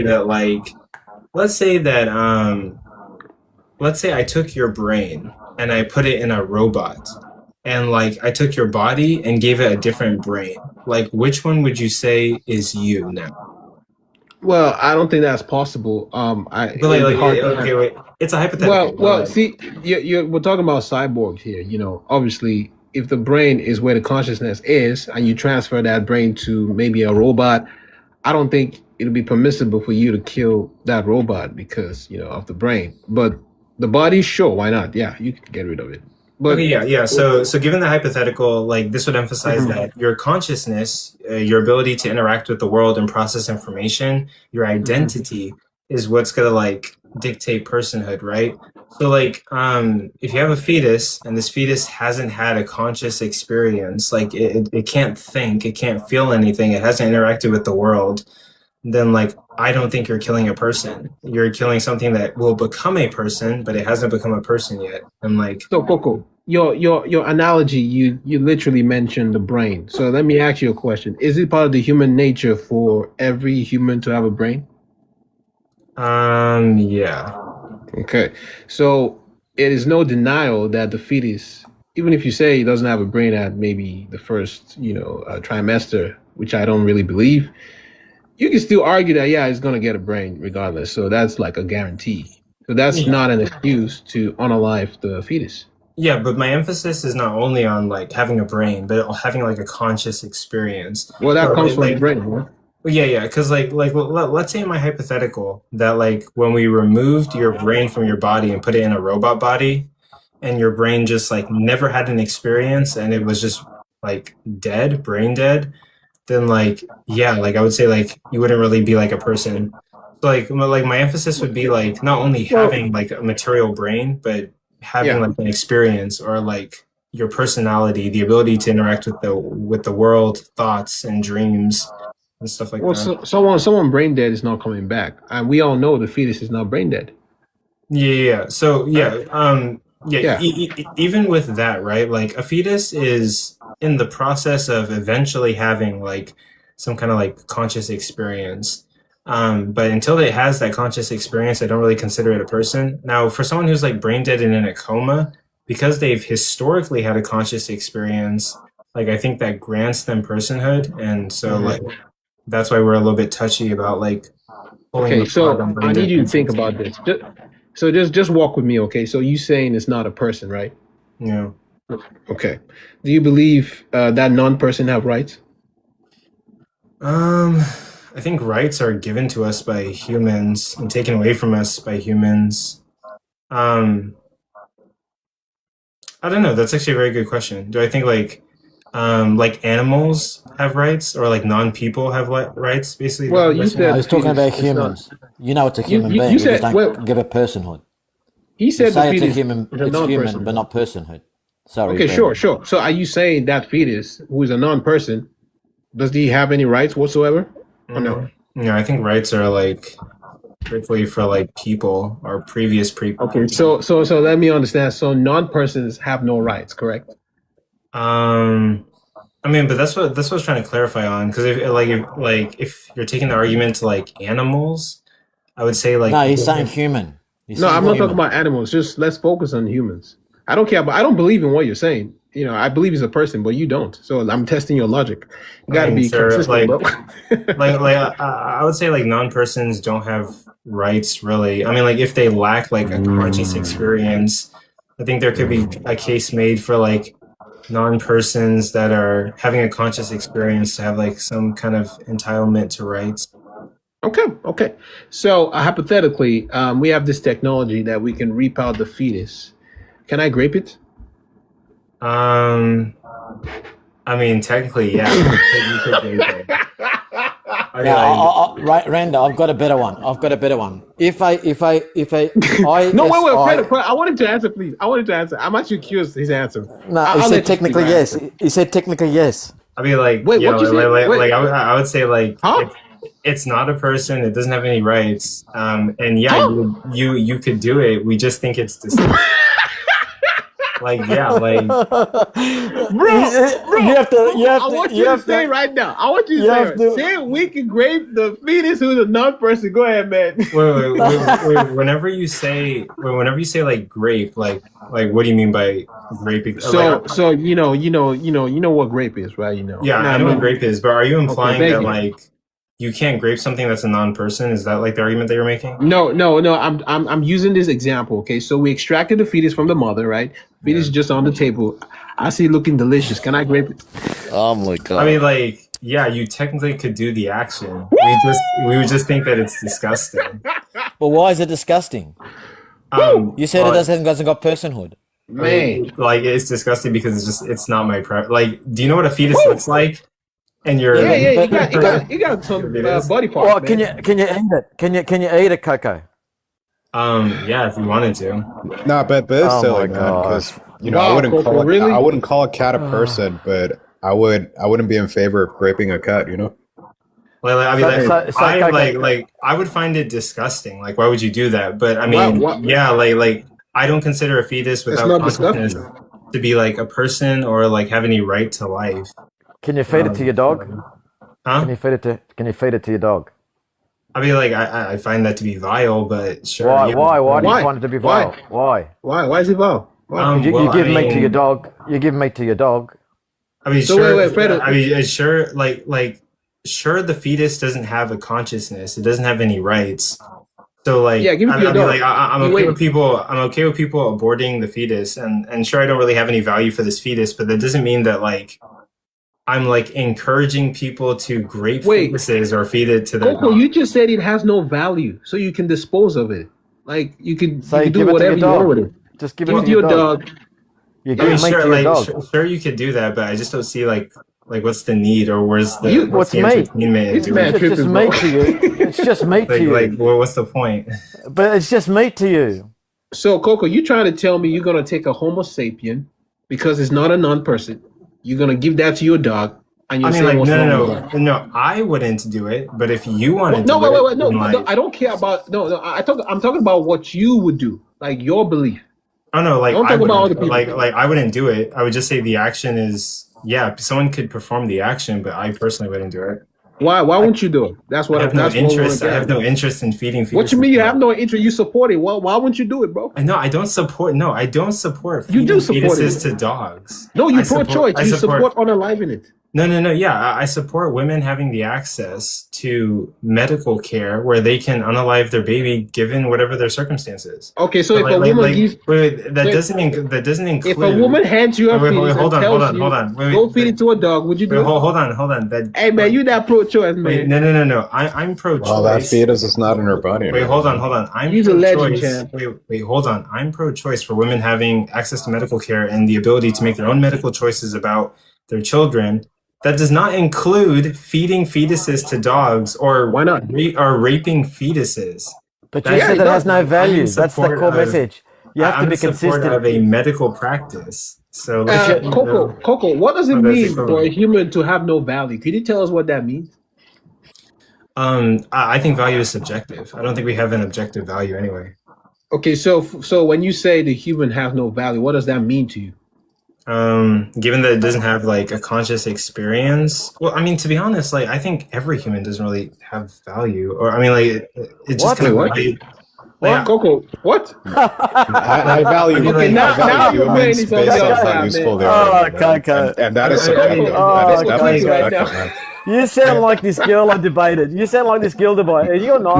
No. Hang on a second, man. If I were to say that humans have value, what the fuck kind of argument would I give to justify that? How would I know that? yeah. So objectively, I don't. Yeah, I think would- humans, I could wait, tell you. hold on. So Because you care about wait, yourself. hold on. You're a human. You have Wait, value. So I can't take your life away, bro. Wait, hold on. Evidence. So wait, You're guys, valuable. guys. So objectively, I don't think humans have value. I don't think it's a fact that we have value.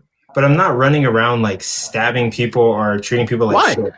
Why? They're not valuable. Because like I think there is to some extent some kind of like subjective value that I give humans, given that like there's a certain So way you I do would give want them to- value. So you do give them value. I'm Coco, not you're all sure over the about place. this. You're Yeah, all like over an the place, objective- Coco. Oh my god, man! Coco, you say yes to This is so nobody, bro. fucking stupid, man. Not in an How, objective sense. Coco, how do what we we get doing? from his preferences to objectivity? Please explain that. Oh gosh. Give me the argument, man. What's the logical connection? So Coco, let me ask you a question, right? If an ISIS, right? If 100 No, but ISIS, hang on a second. Hang- Why hang are on, you Tato, I dodging? just wanna ask you Why this are you question. dodging? Right? You claim that objective value is a thing that humans have. No, inherent he value said- objectively. How do you know No, he- that? How do you no, know he- that? Why do you keep derailing? How do you know that? I mean, Toto, How do he you guys? said- Do you guys? hang on, assign- Toto. No, this is the point was. Hang on, guys. Hang on. The point was, he said he doesn't really see humans having actual value. That's what he said. I didn't say anything. We didn't say anything about that. no. He says said- he values people subjectively, man. But we're No, questioning whether or not afterwards, they're subjective value. afterwards. Yeah, to be honest, I could Afterwards. have, To be honest, I could have clarified that. Okay, a so little he bit doesn't give arguments. wait, He Toto. strongmans the opposition. Wait, Got it. Toto. So let me ask you. What are you talking about, Tato? He Wait. acknowledges it. He said that Listen, it doesn't have value. Then he said no, it has listen, some man, value. and I'll say this politely. I don't care about your baseless assertions. So let's go to the next guy. Wait, just to understand what Toto is trying to say, are you saying that humans are not valuable, like objectively? No, I have no reason to believe that they have objective value. What's your reasons? So are you saying that humans are valued subjectively? I didn't say that. You made the claim that they do have objective. No, value, but what how are do you know saying that? though? No. We're not No, playing. that's what We're not Coco playing said. these stupid games, right? You're not shifting and burning Yeah, proof on me. So you made the claim that humans have objective value. Do you have an I argument? never made Yes the or no? claim. So Coco said. Okay. No, that's fine. Hold That's on, fine. Then hold we on. can stop the conversation right here if you're not going to support your claims. No, I do. I do believe in objective morality. So I don't. So I don't why know are you that. asking me what I believe? I didn't make the claims you did. I mean, Okay, so what do you believe? Because you're asking us what's the evidence for that, right?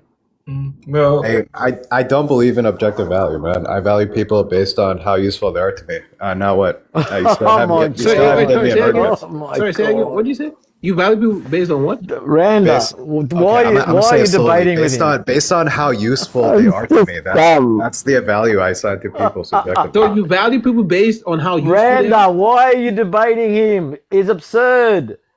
Okay, Seriously. Toto. Wait, I got a question for you. No. What Toto, is did absurd? you value What baby? is absurd Hold in on. what I'm saying, Wait, man? wait, What is Toto, absurd? Toto. Hang on a second. What is absurd in what I'm saying? I'm not going to debate a nihilist. Yeah, then Seriously. shut the fuck Toto, up do and you stop value making a baseless 5-year-old? You're assertions. absurd. Toto, You're do you absurd. value a 5-year-old? That's just like your baseless opinion, Do bro. you value a Good. Why are you It still is. talking? Correct. It is. It is. Hey, can you answer my question? Okay. Do you value Okay, cool. a 5-year-old? So we done here. And anyway, sorry, Randall. Go ahead. Do you value a 5-year-old? Not all of them. Most of them, no. Okay, wait. So wait, hold on. So Why do you have to value everybody? Wait, Toto, Hold hold on. Toto, you said most of them. So what are they adding to your life?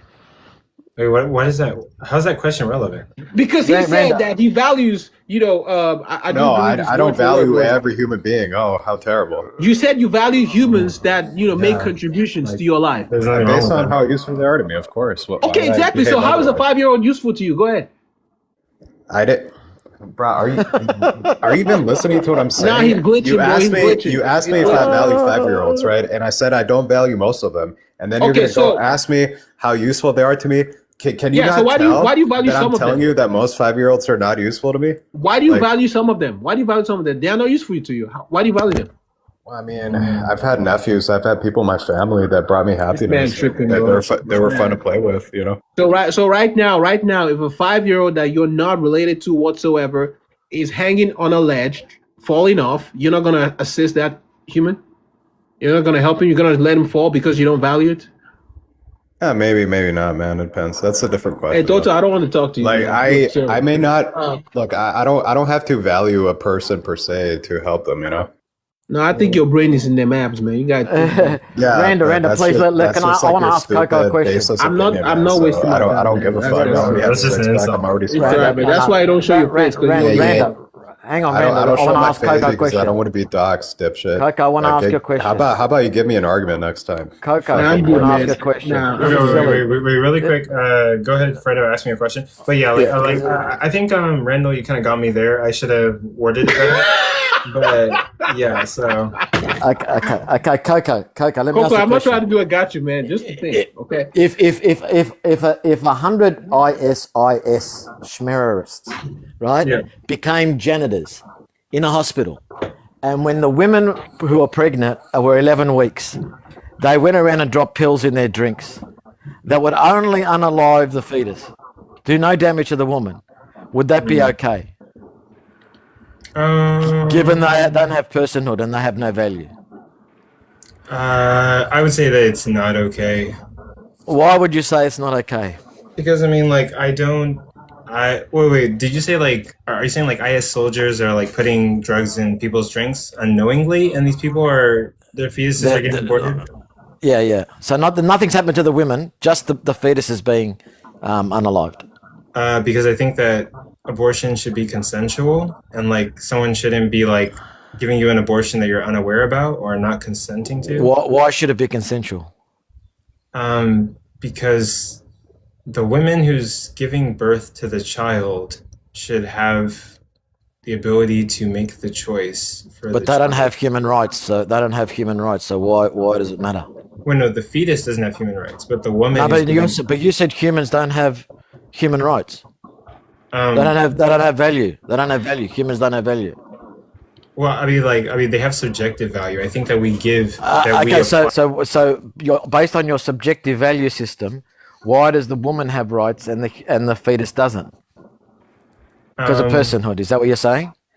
Well, I mean, given my personal preference and given just like a social contract that I like to adhere to, typically anyone who has like a conscious experience, who hasn't like violated anybody else's rights, who's just simply a law-abiding citizen, I believe has rights to like life, and that's just like some kind of like personal preference that I hold to.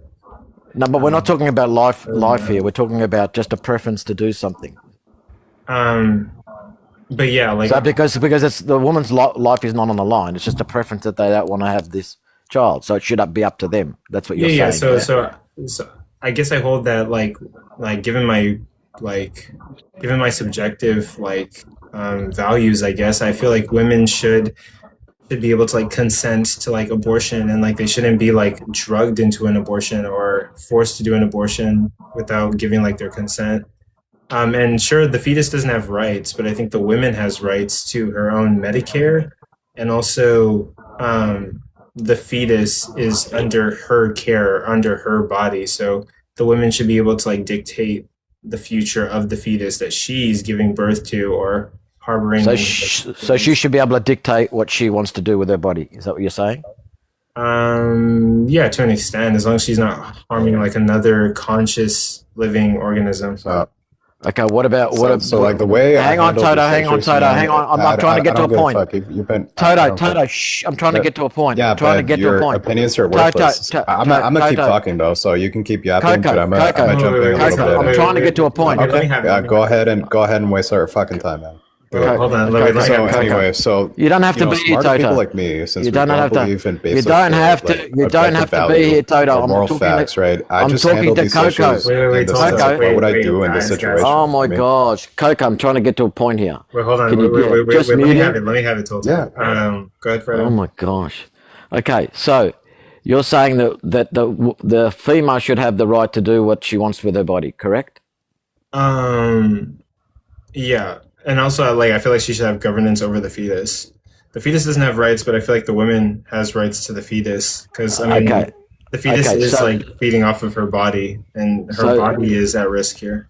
Okay, so if a female's got a knife in her hand and she's about to slice or cut her wrist, should we intervene or should we just let her because it's her body? I think this is a very good point. Like, sure, I think people have the right, or I think people have the right to do whatever they want with their body. But I mean, like, yeah, like, I mean, there are societies that allow for like voluntary like self-unalivement. Yeah, but I'm talking about you. But like,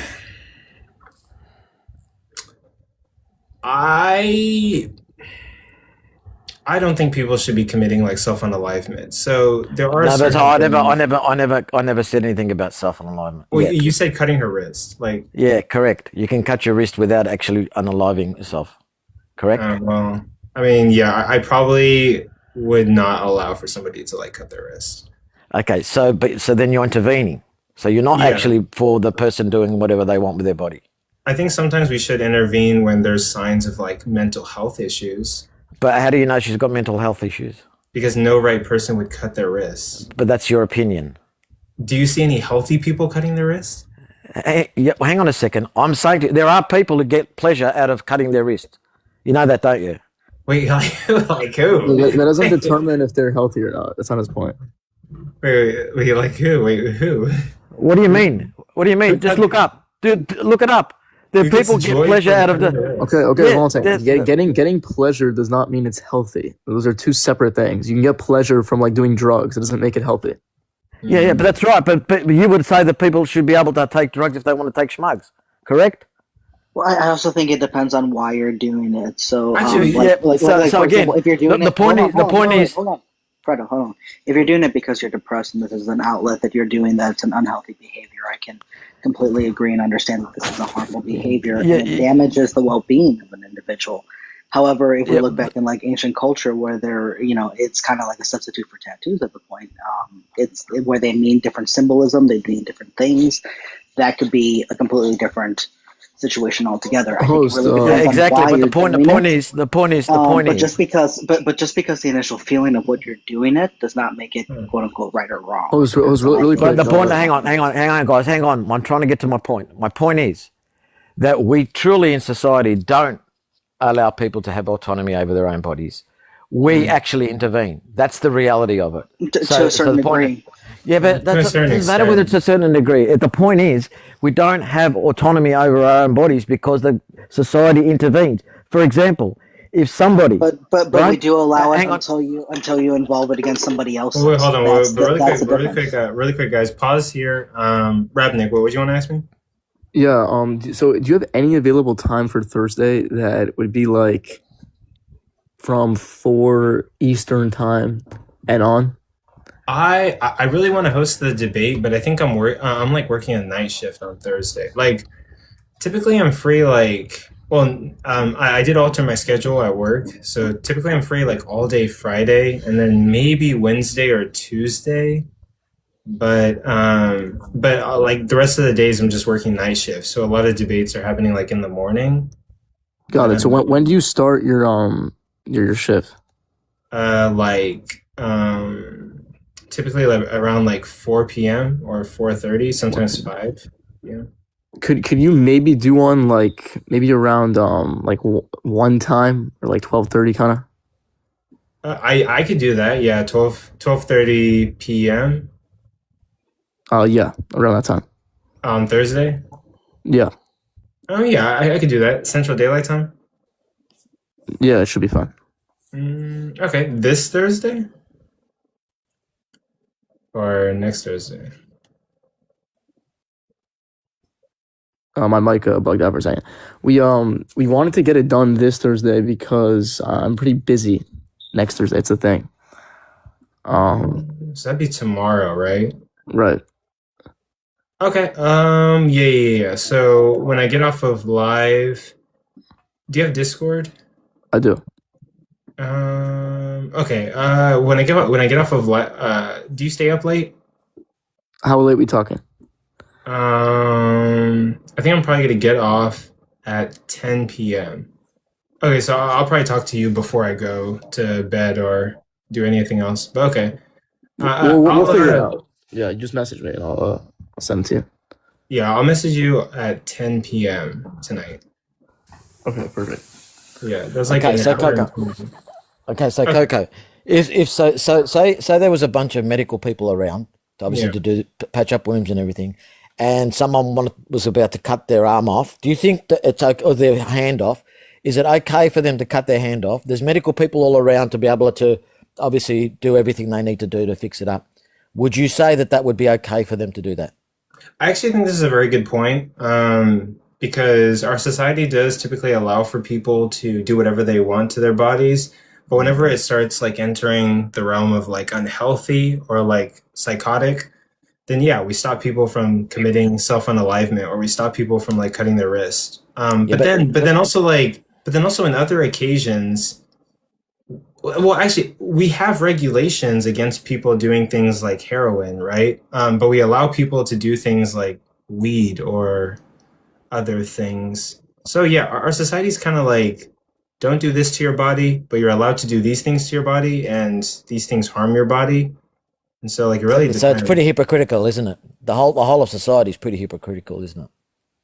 Yeah, I think there's certain things because I was going to a point. I was heading to a point. Because what happens is someone says, because automatically I feel everyone saying, well, that's absurd, someone cutting their hand off, right?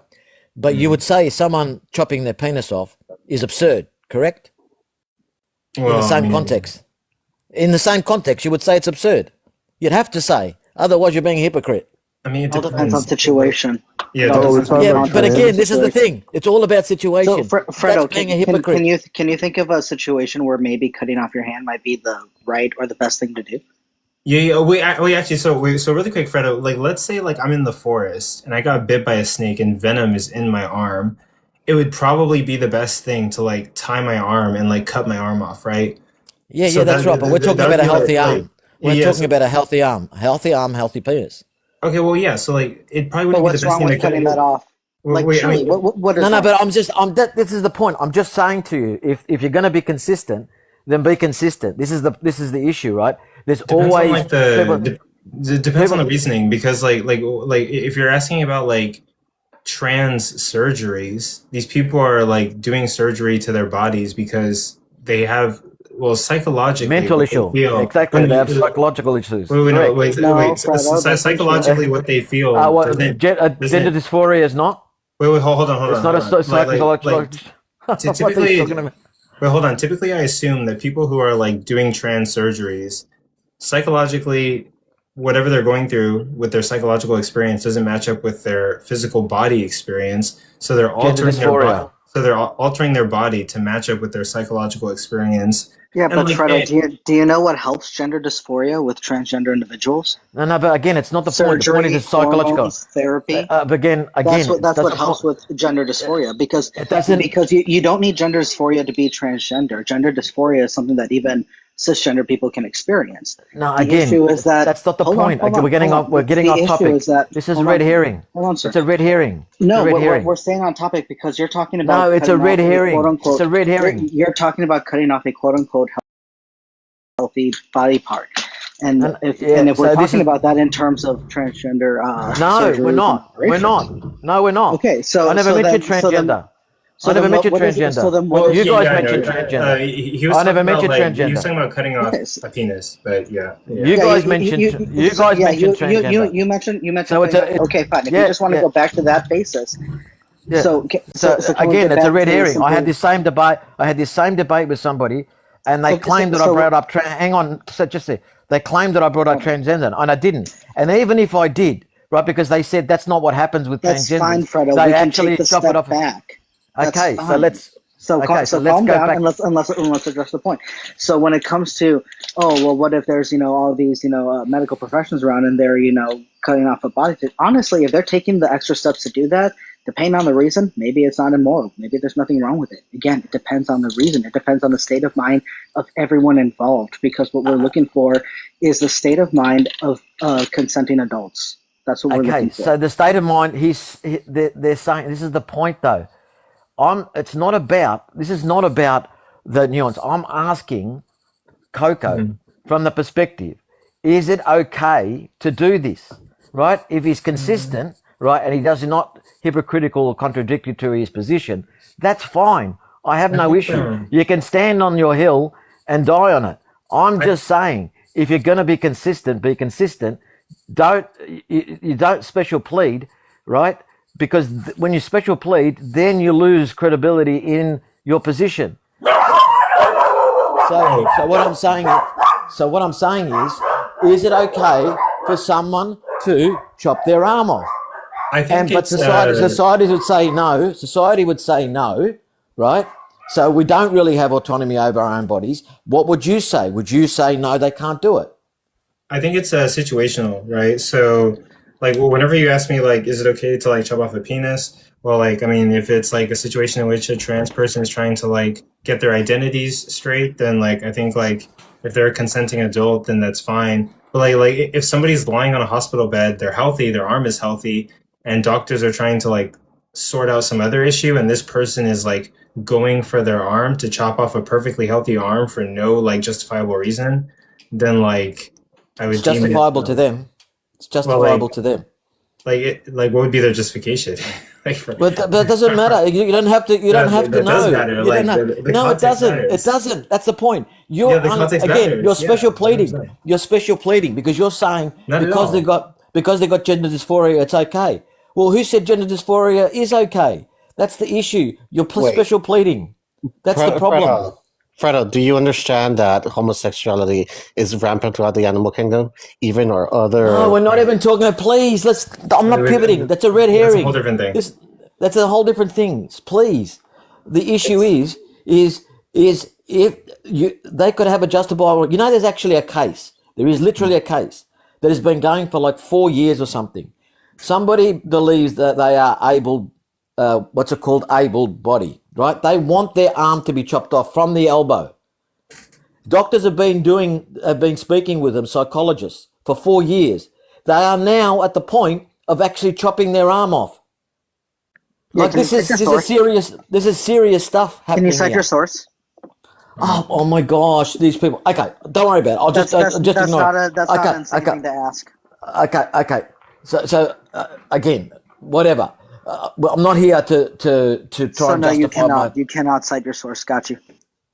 Oh my gosh. But like Fredo, the point is, Coco, I can tell you, I can go and get the information. But for the sake of this argument, let's forget about it. I'm just saying to you, if somebody you don't know, so you're saying to you, it depends on what their thought process is. What if they just want to do it? There's no actual reason. They just want to do it. They've had a psychological test and they're okay. They're of mind. Do you know that there's two guys, they signed contracts or signed papers. They literally cut their penises off and ate them. The other persons. It was on I think it was on YouTube or something. They literally signed papers and did all the proper checks and all that sort of stuff and signed off that they're not psychotic and all that sort of stuff. And they ate each other's penises. Again, cite your source, please. I think like typically, so Fredo, like I think the point that you're making is like really an interesting thought experiment, and I don't even think you're making bad points. I think like our society, when people are doing things that might indicate like mental health issues, we tend to stop them. And when people try to commit self-unalivement, we tend to stop them. But then again, we have like cigarette companies, right, that literally sell you cancer sticks, and we allow people to drink alcohol and poison themselves. And so we allow certain harms, but then try to mitigate other harms. And so it's a valid point. I'm not even gonna hold you, but I don't know. It's contextual. That's something I'm actually gonna have to think about. And honestly, to a certain degree, I think that actually, to a certain point, he has a point, because like duels, for example, if everything is signed away that two consenting adults are entering this agreement, understanding the risk and the outcomes, releasing anyone and everyone, the state, including family members and all that, of any type of consequences, because this is a decision that they made of their own free will and consent. Why not? Why shouldn't two consenting adults be able to duel out for something, or whatever the case is? I do think, though, to a certain degree, that someone maybe close to them could again petition a court or whatever, to be like, hey, they're not in the right state of mind. I think that should all be going through some kind of legal rings or something like that before any type of outcome is allowed to actually take place. But I think that, especially the society that we're living in, where we do try to give people the most autonomy, given what we can reasonably without it affecting other people as most as possible, then why not?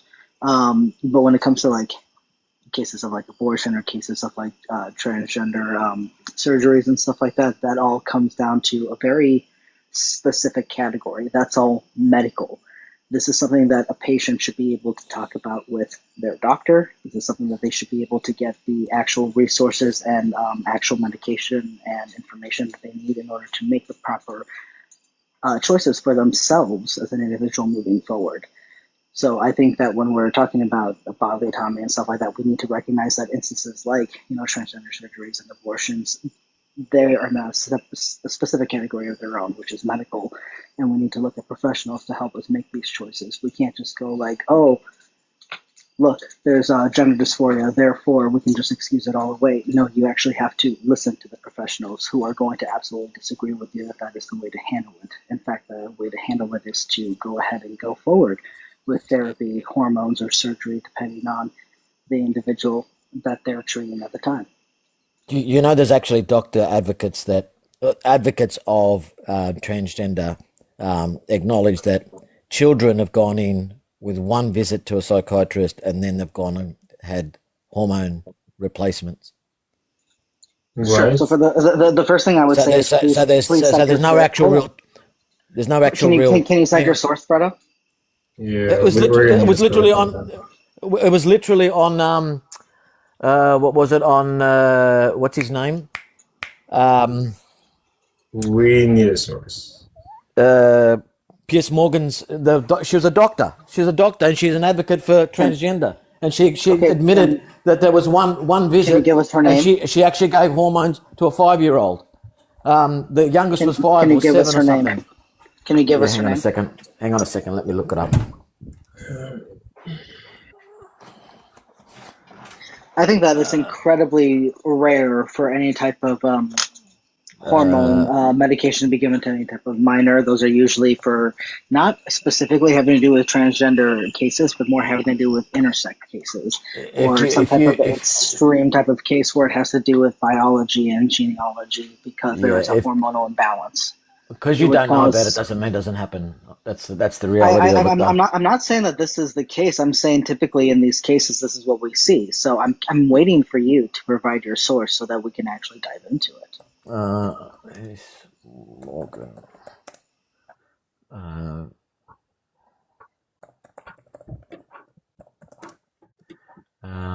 Piers Morgan interviewing.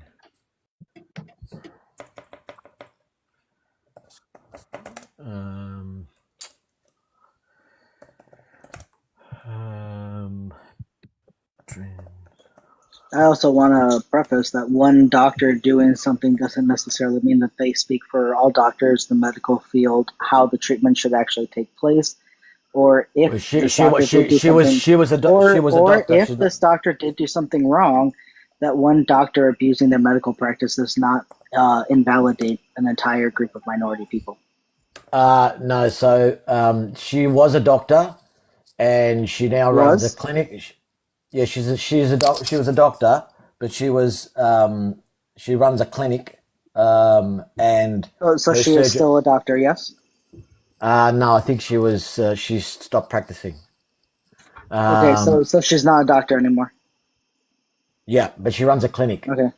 And her doctors have done it, so that's what she says. She's acknowledged that this is what happens. Hang on a second, let me just find it. I'm gonna find the person now. She's been in a few interviews. Sure, throw her name in the comments so we can see it. I'd like to take a look at it. I mean, hey, if you're right, you're right. But I got to see it myself. What was her name? Oh my gosh, this is killing me now. Let me look up ChatGPT, see if it brings up her name. Oh boy, let me see if I can find it. Piers Morgan, female doctor, transgender surgeries, 5 years old. I think that was a very good point that Fredo made. Shoot, I need to get better at debating abortion and bodily autonomy. Yeah, I'm on debates on it all the time. So I bring those 2 points up all the time, and because one interacts with the other.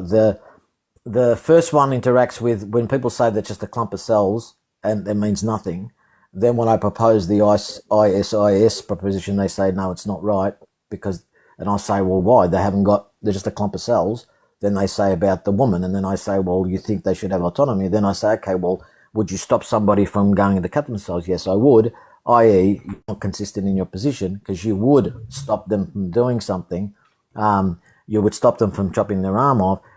And again, when they say healthcare, well, hang on. Healthcare is something that's medically required.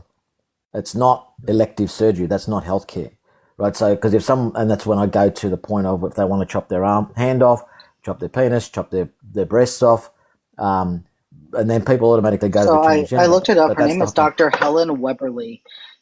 She was on Piers Morgan's show. They debated her views on this, but it states very clearly that neither her nor her clinic nor standard practice involve giving hormones to children. Hang on a second. Hang on. So you may have heard her view that she might say that we should be able to give these to children, but her clinic does not do that.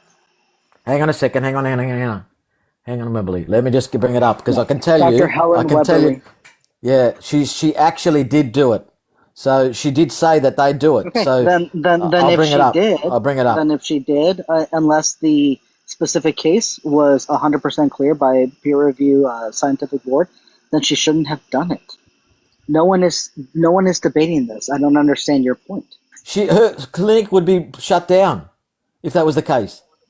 Right? Okay, Because so she's then saying it's her not. clinic's So she doing didn't it. do it. No. Okay, but Hang on a second. but So she can't she's be lying doing for the it. sake of lying She for the can't sake be of doing it. What are Otherwise, you her clinic talking would be about? shut down.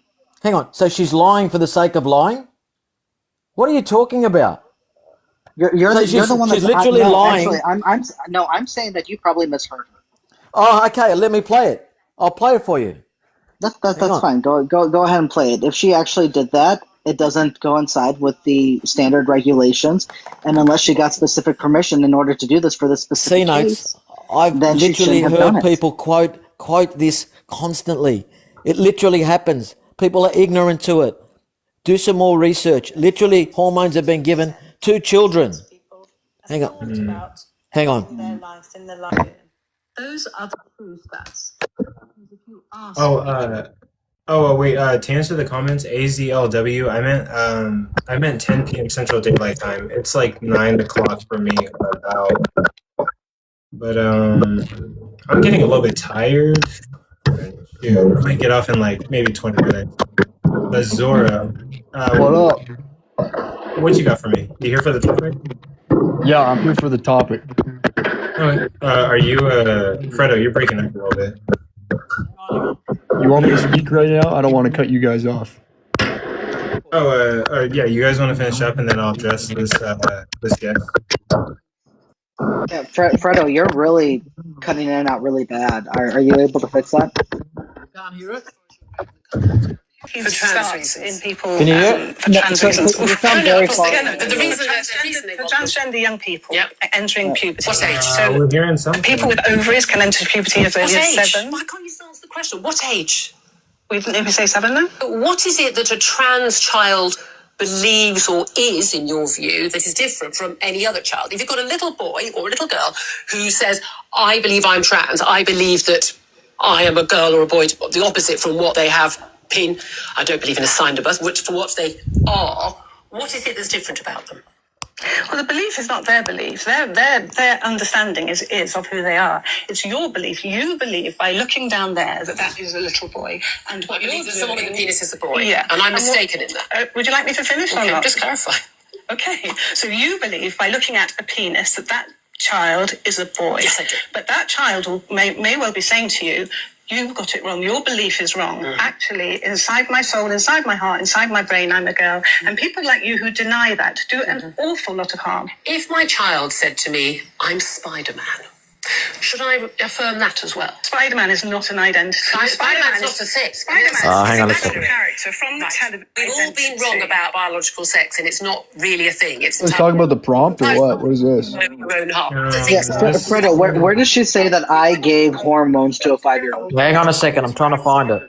Yeah. This is from the previous topic. They're talking about something involving transgender. Find it first and then play it, but please. With some boomer shit. Hang on. Listen for a second. Yeah. Well, we gotta get to the next guest. There's some boomer ass shit. Here it is bro. now. What is the youngest age, as far as you're aware, from the company you founded? Puberty for trans starts reasons? in people for trans reasons. Oof. No, I'm just the reason they for want them. transgender young people. Yo, somebody kick that guy. People with ovaries. It's fine. What age? Why can't you just answer the question? What age? We say 7 now. 7. See? We'll say 7 then. She just said say 7 then. You heard that, yeah? 7 that they can understand that they're transgender. No, 7 that she gave him hormones. Listen. Go back. Oh my god. I didn't hear that. I didn't hear her say I give hormones to What's the youngest age 7-year-olds. you have given? Your company, Gender GP, has given sold. I mean, I don't think you give sold puberty blockers. puberty blockers. Could be age 3. What is the youngest Puberty age blockers are not hormones. Puberty starts in people. Do you know what puberty blockers versus hormones are? But the reason they for want them. transgender young people entering puberty. What age? So people with ovaries can enter puberty as early What as age? 7. Why can't you just answer the question? What age? We say 7 now.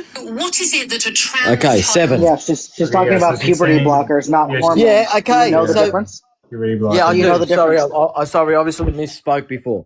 But Okay, ultimately, all right. So yeah, we don't have an issue with giving puberty blockers to minors who might be uncertain of their gender or That's have gross.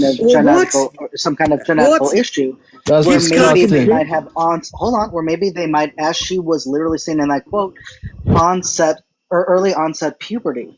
Why? That's gross. Because for certain young girls, if they get their periods as young as 7, maybe sometimes it's best to push that off a couple years for them because it was too much for them. No, she's at not that talking time. about that. So Go and look whether at or the not, proper interview. hold on. That's Hold on. disgusting. So whether or not the child is cisgender or transgender, giving puberty blockers to them might be necessary depending on what is going on with them. XC, that's a red herring. It's a red herring. I just said to you, we understand that. She is saying for transgender. Thank you for conceding. They give puberty blockers. Listen, go and look at the interview. Replay the quote. Hang on, she literally XC, just talked about you have to listen. early onset puberty.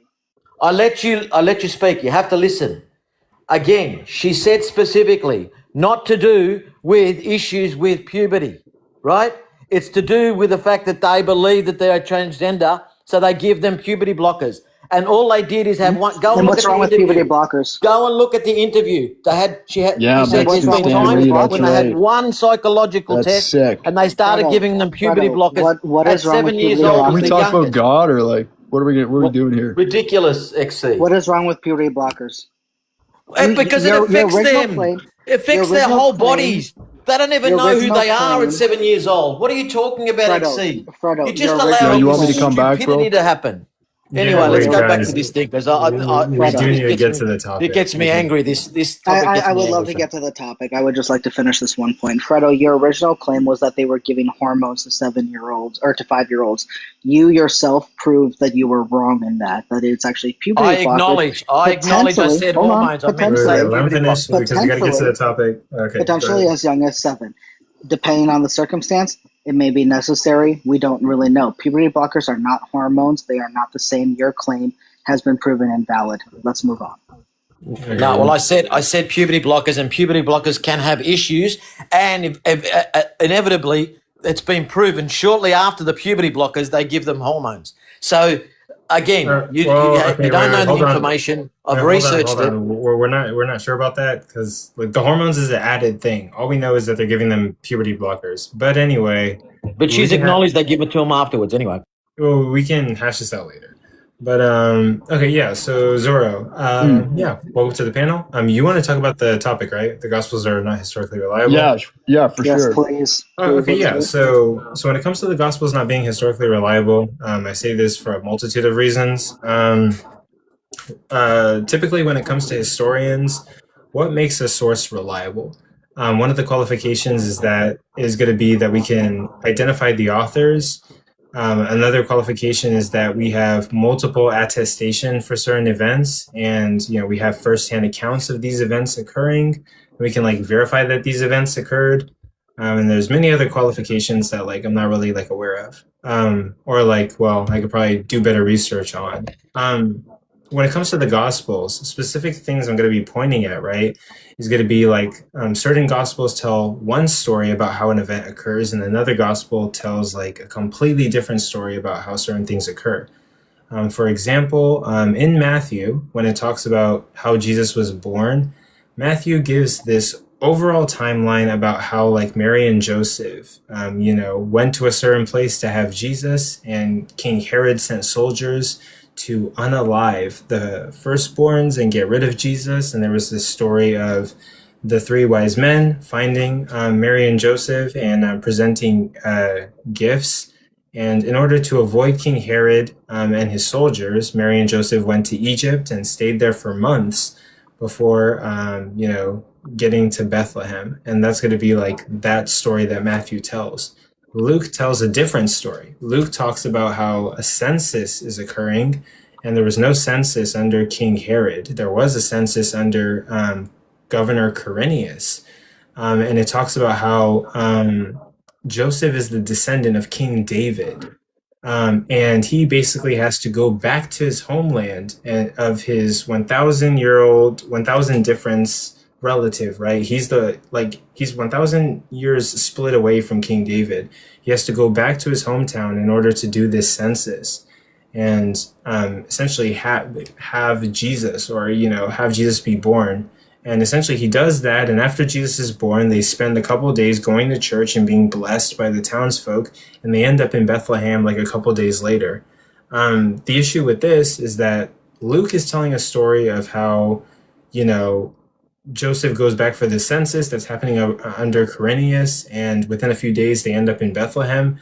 While Matthew is saying that it took months for Joseph and Mary to end up in Bethlehem. They were in Egypt, avoiding King Herod, avoiding his soldiers. And even after King Herod died, another ruler came in to rule that was worse than King Herod.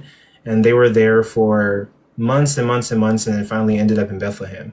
These two are telling two different stories about like the birth narrative, and these are the only gospels that talk about the birth narrative. John doesn't talk about it, and neither does Mark. And so we don't know what happened when it came to exactly how Jesus was born. And that, I mean, do you want to say anything to that before I move on to other things? Sure. I mean, those are great points of contention there. I'm more of I like to take the transcendental approach to these kinds of things. I'd recognize that the authors of the Gospels have different purposes. But when you get into those scholarly contentions where you have the different dates and stuff, I think that's certainly important to discuss. But I think prior to that comes the transcendental argument. So you're going to argue for like God's existence, given this argument? Well, I'd say if you're going to use preconditions for understanding, right? If you're going to use logic, it's probably a good idea to give an account for it before you use logic to criticize the Bible between internal critique. Well, I mean, like, we could argue about tag, but like, more if you're like talking about the Gospels. But do you have anything maybe in regards to the Gospels? Okay. So you don't want to account for logic? I mean, like, I do have an account of logic, but I'm not interested in arguing tag. Like, I'm interested in arguing about the Gospel right now. Okay. Well, I wouldn't grant you logic if I was talking about the Gospels. That would be the first presupposes logic. Okay, but do you have anything particularly in like addressing any of like the errors within the Gospels? That's what I'm kind of interested in discussing. I'd say that I don't think the errors are relevant, if there are any, because the only satisfactory necessary being that can justify the logic you're using to make these points is a God revealed in the Bible. I mean, okay, what do you think the laws of logic are? I'd say the laws of logic are, well, for example, the law of non-contradiction would be one of them, but I guess the arbiter between truth and falsehood. Yeah, so for me, like, the laws of logic are going to be like, it's human words that are used to describe something objective about our universe, right? Like, these laws are describing some kind of like objective reality. So whenever you have like the law of non-contradiction, like A can't be A and B, right? It's describing, like when we look at reality, a rock can't be a rock and not a rock. So I mean, given that, like, I mean, that's just how I would describe like the laws of logic. It's describing something like objective, and sure, like my presupposition is going to be that some kind of like objective world exists outside of me. But again, like, I'm more interested in like, I get you. Like, so like, I'm more interested in like, do you believe the Bible to be like the Word of God? Yeah. And do you believe like the Word of God should not have any errors in it? I don't think that God can contradict himself, but whether or not man can contradict, I'm not sure. But I do believe that the Bible is the Word of God for sure. Okay, so I mean, given that, like, would it be problematic if we start finding errors in the Bible in regards to like how it's describing certain events, or saying like one thing happened in one gospel but it didn't happen in another gospel? I think that if they were with 100% certainty proven to be undisputable errors, then that would certainly raise alarms. But again, if you can't provide a different account for the preconditions of your analysis for that, I don't think it's even relevant. Okay, well, like I'm not really interested in doing To that. clarify, regardless of how you ground anything or not, I think we can all agree with however your logic is grounded, a contradiction is a flaw.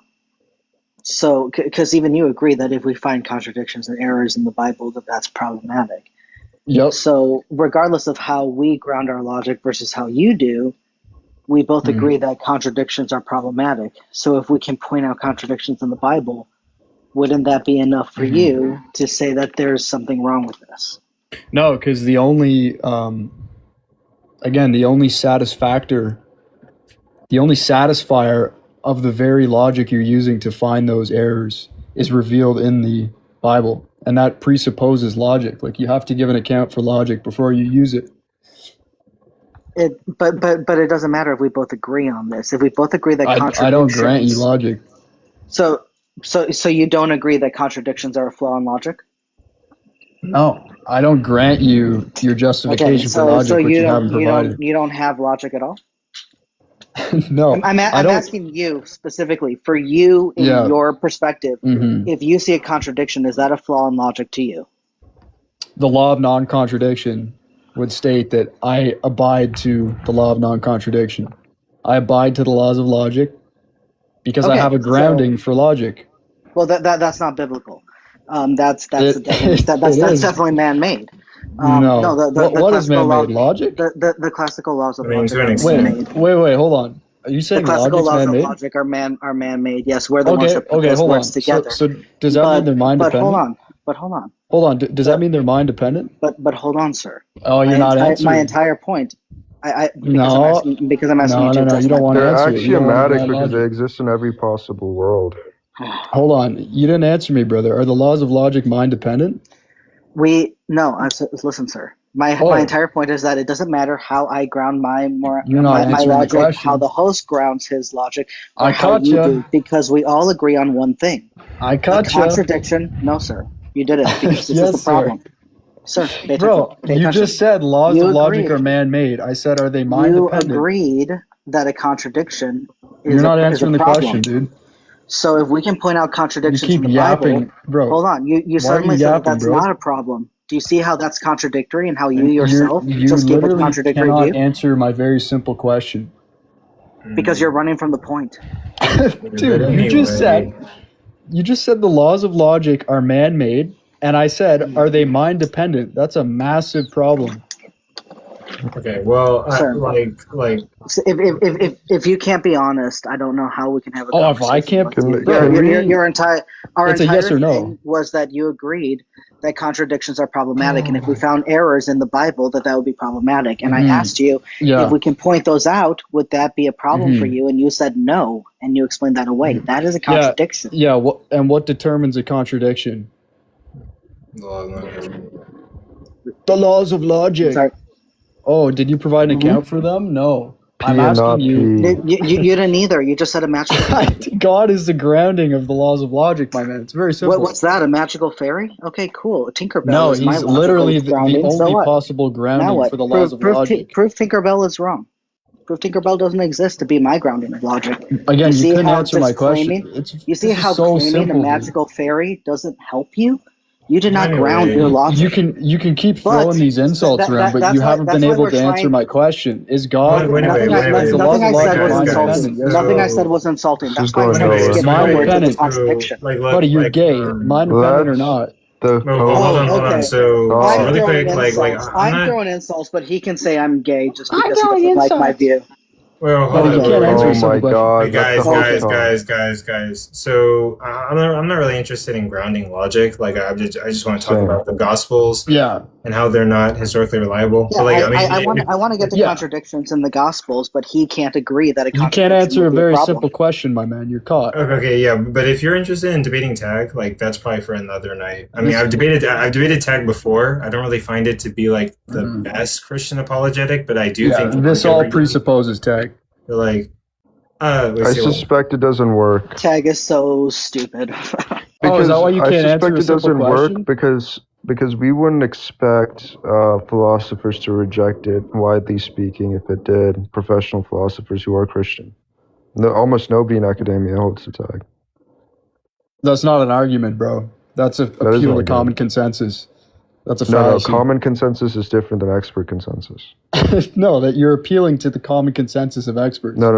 Appeal to expert Yeah, consensus is you're not saying most fallacious. experts deny it, so it can't be true. That's literally appeal. No, that would be fallacious. I'm not saying that. That's literally what you just said. No, I said most experts deny it, therefore it's likely not true. Yeah, most. It's an inductive argument. Most. Bro, that's literally appeal to common If consensus. I were to say most experts think Jesus existed, therefore it's likely that Jesus existed, that wouldn't be fallacious. 100% it would be. That would be an inductive argument based on evidence. Which It's would be literally the appeal expert to common consensus. That's a fallacy. No, appeal to expert consensus is not the same as appeal to common. It doesn't matter who the fucking people are. Yes, it does. If you're It appealing absolutely to does, a group because of people, experts are reliably truth tracking. it doesn't matter. Yes, it That's still a does. It fallacy. absolutely It's appeal does. to multiple It's people. not. I can show you right now. In fact, Co, I don't know if you can bring me on the big screen, but I can show you right now. Appeal to expert consensus is not fallacious inherently. Appeal to multiple expert consensuses because there's multiple. You're appealing to common consensus of experts. No, I'm not. If we want to go to the Holy topic, shit. one of the things No, I've holy always shit, been bro. majorly Let me just curious appeal to about common is consensus and that say it's the not a You Gospels keep on all saying make that one when I similar literally. Bro, tag's not When I good literally because brought most up experts say it's academia. not good, bro. I would like to Yeah, get on the no, topic. philosophers of religion widely Yeah. disregard tag. Okay, well, they're Widely shit disregard then. tag. Okay, well, Philosophers of religion widely disregard anyway, tag. this is not really This going is low anywhere. tier. This is But, the same guy like, who that's denies not low Acts, tier at bro. all. This guy denies the fucking entire Okay, Bible and then wait. tries to But you argue can't for the support the Bible. resurrection to save your life, Bro, whereas I can. bro's Okay, probably a but Protestant anyway, too. we're not really You can't interested in you can't debating support the tag, resurrection to so defend your life. You can't accept. No, wait. Who the fuck is that? I'm going to go back So- on the topic. I'm going to go back on the topic. yeah, You let's can't get back on the support. topic. You can't. We're You not can't interested in defend that the tag. Gospels were written by the authors that they're Of course I attributed can. to save your life. Of Right, course I defend it. can. Defend Logic it. Defend the Gospels are presupposes not that. anonymous. Go ahead. I was just talking with you, buddy. Go ahead. Defend it. I don't have to abide to your fucking demands. Go I'm talking ahead. about I want to logic. hear your God. amazing positions that are based on so much evidence. Yeah, I know you Why want are to the talk Gospels about. written by the I know you people don't they're talk about attributed to? Go ahead. slot fucking historical. No, you can't do it. Historical. You can't do it. You are blindly believing. Anyway, in bullshit. so I'm not interested in talking about tag. We can get back to the topic or just chill out.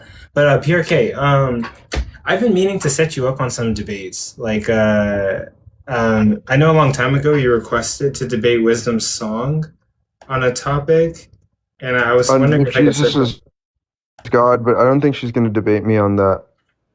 she's been looking for someone to debate her on whether Jesus is the Logos, but I don't know. Would you debate her on that? But like, I don't. My argument for Jesus being God, I just did a debate on Jesus being God, and my argument was that Jesus accepted that Moses wrote the Torah, Yeah. and we have good evidence that Moses didn't write the Torah, so therefore Jesus would be wrong, and that means Jesus cannot be God.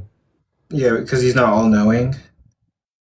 Well, he was teaching. He had false beliefs, and he was teaching false things, right? He was teaching his students that Moses wrote the Torah when he didn't write the Torah. So you'd be wrong. That would mean he's not God. Not necessarily that he's not all-knowing, but he's literally getting things wrong. It's not just that he's ignorant, but he's Well, that would mean he's literally lying, right? wrong. If he knows He's that not he's lying. getting He's things wrong on unknowingly purpose, then he's lying. he's unknowingly teaching these people that So then he Moses doesn't wrote know. the Torah.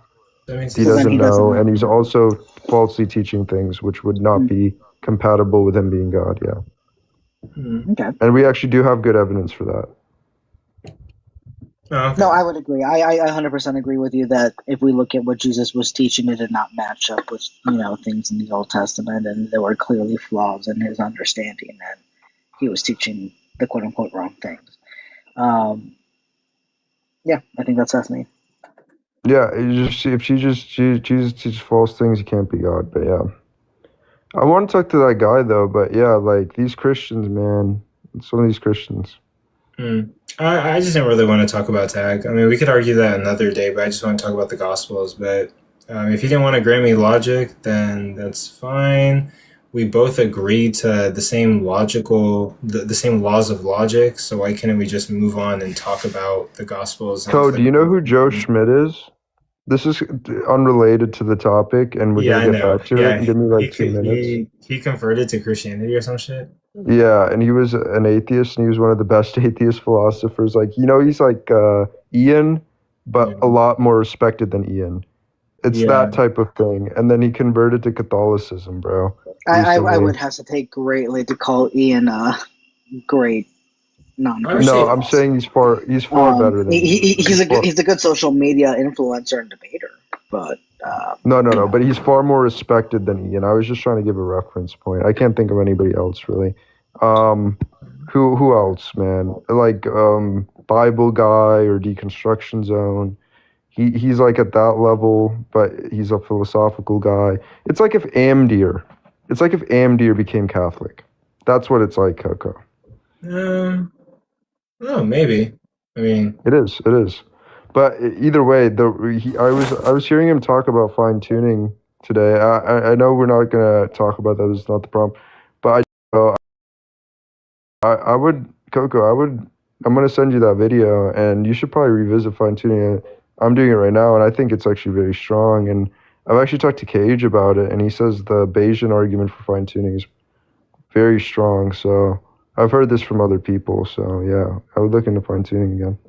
I could look into fine tuning. Yeah. I don't have like a full rebuttal to fine tuning. I would just say like it could be a possibility. Well, you know what I say. Like I basically say what Ian says. Like it could be a possibility that like space is infinite. We haven't reached the edge of space, so that could be like a possibility. And like sure, I could grant all the parameters and say that our galaxy is 1 in a billionth trillionth, right? But given the possibility of like an infinite universe, then yeah, sure, like it's kind of like inevitable that we would exist without God. But that's the only refutation I have for it, and I could probably reevaluate, look into the fine tuning argument. But yeah, man, I'm tired as fuck. What a debate today! We had a debate today. I'm gonna edit it. I'm gonna post it, and yeah. Wait, who did you debate? But yeah, I meant it. If you find anything on like the resurrection or prophecy, slavery, anything like that, let me know. I'd be down to do any of the debates like that. Oh yeah, 100%. I'm definitely gonna set you up. But also, J Scar today. 2 people debated. It was Jasmine versus HD2, and it was over the topic: do women need men in our society? But yeah, and Jasmine won. Technically, yeah, she won. I wouldn't say they need men. That's like, yeah. Yeah, she was arguing that women don't need men, and then like HD2 was arguing that women do need men. But yeah, 11 people need voted. people, but I wouldn't say they need men. That's especially if technology advances, then like really not actually. So yeah. But yeah, that happened. I'm tired as fool. But this Zoro guy in the comments thinks he knows what he's talking about, but he just doesn't. Sorry, Zoro. You literally know nothing about what you're talking about. Yeah. Who was the second No, debate? he had absolutely no idea. The second debate? Yeah. There was only like one debate today with audience. Oh, okay. But on Saturday, hopefully I'm hoping I can but I guess like hopefully we can book Kylo versus Cease to Know. They are going to debate on are trans identities valid. But I do have one debate that's guaranteed on Saturday. What day is that, you said? Huh? What day is that, you said? That sounds exciting. This Saturday. This Saturday? Yeah, but I do have a debate that's guaranteed. That trans debate is like kind of in the works. We're waiting to see what Cease to Know's availability is.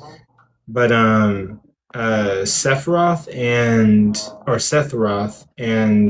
No Degree are going to be debating on: does the God of the Bible condone slavery or allow humans to be owned as property? Yeah. Wait, what was the last part? or allow humans to be owned as property. How? How does he do this? That's How can he gotta do be this? like that gotta be like the most easiest fucking. I ain't gonna lie, gang. Or actually, the topic is: does the God of the Bible condone slavery or the ownership of humans as property? Yeah, bro. If he loses that, yeah, that's yeah, bro. Who would have seen it coming if he loses this debate? Actually, speaking of that, I think the trans identity is like a common like do people really debate about that, bro? That's like, come on, bro. That should be like common sense in my opinion. I don't know. Maybe my identity isn't valid. I have no idea. Yeah, bro. Like that should Yeah, just right. Who knows, man? maybe that topic is a bit too easy. Actually, I think humans are just fucking. You know what? I ain't gonna say the word, bro. I mean, humans do a lot of stupid stuff. Like, I'm exhausted by society, bro. Come on, man. But I get what you're saying. But with that, If my identity isn't valid, does that mean I have to pay taxes still? where, yeah, on God, valid question. But does anyone have any further comments, questions, concerns for me? Sure, I might call it a day. I mean, I haven't seen I haven't seen the debate, so I didn't. You know. Yeah, I'm gonna post the results after. But I don't got anything else. Anyone else got anything else? Nah, you're good. Coco, I know that we played Fortnite a couple times. If you're ever down to, or if you play Red Dead Online or Call of Duty, let me know. I'd be down to play at some point. Yeah, I think like, do you think if you own your computer for like a couple of years, it slows down, like the parts start to wear? I mean, eventually they will. For a couple years after, I don't know. I think that would depend on the model and the make and all that. I'm not the biggest expert on electronics, but however much you put into it, I think that's how you should expect however long for it to last. So. Oh. Because okay, I used to play Fortnite. It used to be like perfect, but then I guess I've owned my computer for a little bit, and like it's slowing down, and like it doesn't play Fortnite that well. But I mean, it plays other games that are 3D pretty well. But I'll try Fortnite again and see if it works. Maybe you should like delete it and re-download it. Maybe Yeah, it's that- like an that probably issue would with help. like that itself, because it's like the unplug and plug it back in type method. Yeah, actually, that might actually legitimately help it. But Yeah, okay. I know I've done that with a couple games before. Like I know I think it was like Call of Duty 4. I had an issue where like every time I logged on, it would just take me to the home screen, but that was it, nothing else. And I had to like delete the entire thing from my system and then re-download it, and then it worked just fine. So maybe that'll help. I don't know. Yeah. And then AZLW in the comments, yes, the second that GTA 6 comes out, I will be copying that. But Absolutely, we will. yeah, Absolutely. 100%. Take care, man. Yep, I'll see you around. And for the people watching on YouTube and Twitch, thank you for watching. I appreciate you. This is another day in the journey of building the social media company. My name is Coco. I run a page called The Controversial Compass, a space where only the best ideas win, where I want to host professional debates on social media and then one day do in-person professional debates and host conventions. I want to be the next modern day debates and maybe even do it better than they do it. So that's what I'm working on. Thank you for watching, and I will see all of you guys later. There's 8 people on the TikTok live stream. If anyone wants to debate in a formal debate and you need a host, hit me up, and I can host it for you. I can get judges for you. I can do whatever you need and bring professional debates to TikTok and social media. So with that, I will see you guys later. I'm going to